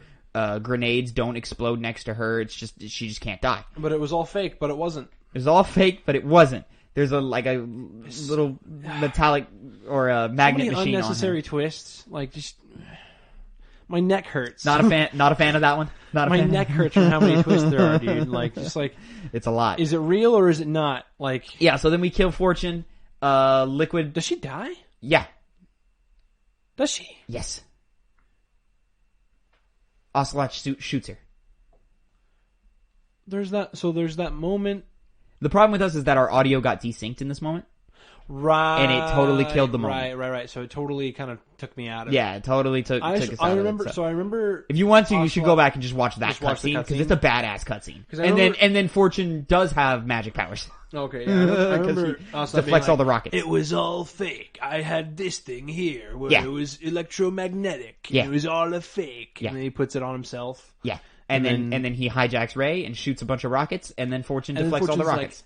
I'm going to do it right anyway. Yeah. And then fucking no touchy. Listen, I'm not saying this part is good, but it's cool. I think it's cool. I don't remember her actually dying, though. No, yeah, she dies like immediately after that. Oh, right, because she's injured. Yeah, because she took a bullet to the chest. Okay, so that's like the last thing that she does is like stop all the rockets. 100%. Okay, I remember now. And then Liquid overtakes Ocelot, takes Ray and dives off. Snake breaks his handcuffs and dives off after him. And then Arsenal crashes into the Capitol building, and we have a final showdown between Raiden and Solidus Snake, which is using the sword, which was a mechanic that was thrown at you in the last 40 minutes of the game. So once again, but take Liquid out of the fucking story. Then it changes nothing. There is 20, it feels like 20 minutes of just talking about information control and life and what it means to have free will. Yeah. And the idea of the idea of you're being only a soldier, free. The idea of being a soldier without orders and well, that's a theme that is touched on in the first game. This one is more general of the free will of the people. Are the people really free if all the information they're given is being controlled and filtered, and they're only their perception of reality isn't what's really happening? So, are they truly free in that moment, or are they just pawns to their puppet masters, the Patriots? Or porns. So I fucking love all of this. I love it all, especially with real life context, because this game came out in 2002. We didn't really know what the internet. We had the internet clearly, but we didn't know what it was going to turn into in the next 2 decades. And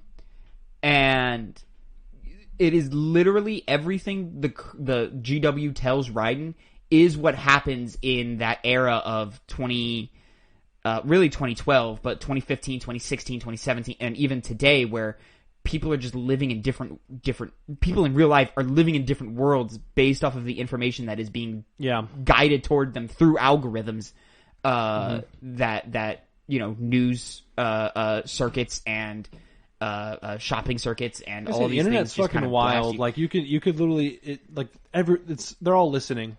Exactly. It's Big Brother is what it is. And the crazy thing is none of that really existed in 2002. And then 20 years later, he was a prophet. Kojima fucking nailed it. Kojima's a prophet.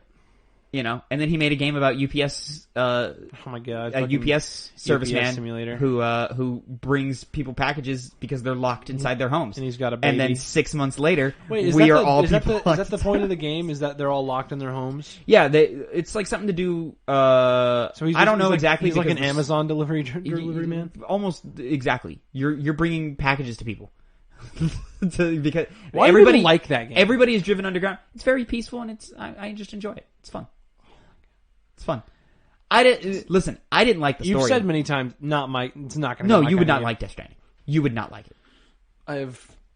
I found Death Stranding nothing but that is true. I found Death Stranding very meditative, very therapeutic, and very joyful. Sounds wrong, but I found joy in playing it.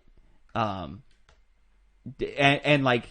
you start creating routes and building up bridges and you literally create highways. I watched a video about it from do you know Barry Kramer? I don't think so. He used to edit for Game Grumps, and he makes a lot of his own videos now, reviewing games. He has a series called How About This Game? It's basically talking about what this game was trying to be, why it's good at that or why it's bad at it. He had one about Death Stranding. I can't remember all about it, but I remember him talking about at one point you get a bike and then you can you can start building roads. You get a car and all that shit. I love. That's the whole shit I love about Death Stranding. One thing that he was saying that he liked about it was the cooperative nature from people online, and how you can make roads together. Yep. Yeah, so the roads take a certain number of supplies. It's a ridiculous amount of supplies. But the more you play, you'll realize the supplies are increasing without your input. Or as you're climbing mountains and stuff, you'll find ladders or ropes that have been left from other people. Someone else planted a ladder. Someone else planted a bridge. So how many Norman Reeduses are there? Huh? How many Norman Reeduses are there? Millions. Infinite. Millions. And what's great Norman is if you can find someone who placed something that you found useful, you can give it a like. And the game will start putting more items from that player because you're telling the game, hey, this was useful. This guy knows what he's doing. Give me more of this. And then you can start double backing and all the stuff you've put down. and like it'll be like, oh, I put this bridge down in the beginning of the game, and like 2,000 people gave it a like. So 2,000 people have liked the well. You can give like 100 likes to like one item. So really 20 people have used this item. But that's cool that they liked it and they were like, man, this is a good ass bridge. Thanks for that. That's neat. Yeah. There was a lot of interesting concepts in Still Death probably Stranding. not going to play it ever. I don't know if you ever should. I think it would be really cool if you did, but I don't think you. I legit don't think you would like that game. I don't think you would like it. I'll take that under consideration. Yeah. But coming back to Metal Gear, yeah, when it goes off the edge, when he goes off the ledge and just starts talking about this crazy like information censorship and control of free will and all this shit, people in 2002 think he's lost his fucking mind. On top of being mad about the character bait and switch, like people hate this game. Do you think Kojima's from the future? Dude, he could be. He could be. He predicts a lot of shit. Like dude. he came like many years ago from like the far future. Yeah. He's just predicting things like a few years ahead at a time. He's just leaving you like little breadcrumbs and stuff. Yeah. Because like Death Stranding comes out, and then like 8 months later, pandemic hits, and then suddenly we are all dependent on UPS delivery men And Amazon as and we're huddled in our homes. So this is very interesting stuff. That one obviously less impressive than the Metal Gear Solid 2 one. Kojima's a time traveler. He's a time Confirmed. traveler, buddy. And then you beat Solidus.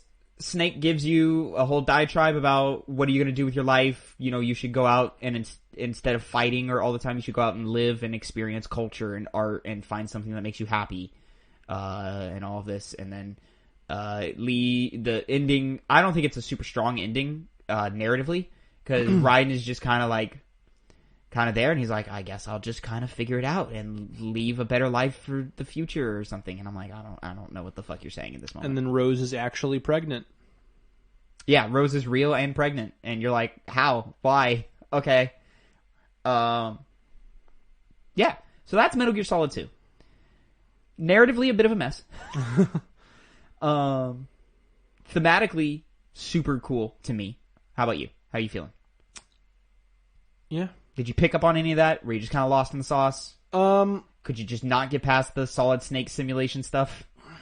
Where the entire event of the big shell is orchestrated by the I think that's kind of Patriots so that silly. Raiden can get good army training? Yeah, it's kind of just silly. I do like the metaphorical, like going through all like the information censorship It's and super fascinating. Big Brother and the way people are denied certain information based on like whatever they like. The supply denied is the wrong word. Supplied certain information based on like their like preferences or like what people think they need to know. Yep.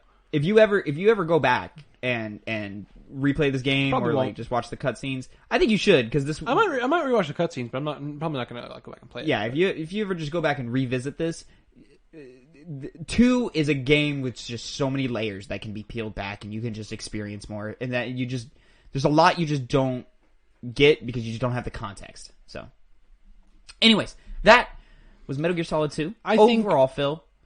Do you want to do a rating? I'll do a rating. I forgot what I gave Metal Gear Solid 1. I forgot. I think you gave it a 6. 6. High 6, low 7. I'll give Metal Gear Solid 2: Sons of Liberty an 8 out of 10. Nice.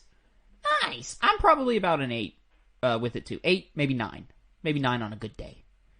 So yeah, that was after the hype from Metal Gear Solid 2. Yay! If you're listening to this as the end of the podcast, which it has taken over, I think we've been talking about Metal Gear more than half of the podcast now. So if you're listening to that, thank you so much. Please subscribe, rate us on All your that podcast bullshit, services. do If it. you're watching the breakout clip of this on youtube.com/2pennygamescast, Tuesdays 8 a.m. Oh, you're whenever just we the individual like video. yeah, the individual video. This is a broken off segment from the 2 Penny Gamescast, which you can catch at youtube.com/2pennygamescast every Monday 8 a.m. Please come like and subscribe and check that out. Me and my good buddy Connor, we talk about video game news and what it means for the future of video games and all that nerdy shit.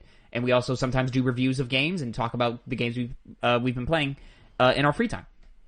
If you have any interest in Have You Ever Played? Hype, you can catch us at twitch.tv/2pennygames. If you're watching the breakout episode, we are probably live right now. Go look, please see. Come catch us 1 p.m. Central Time. Hey, if every Tuesday. If you're watching this right now and then you come and see the live stream, say, "Hi, Phil. It's me, your dad.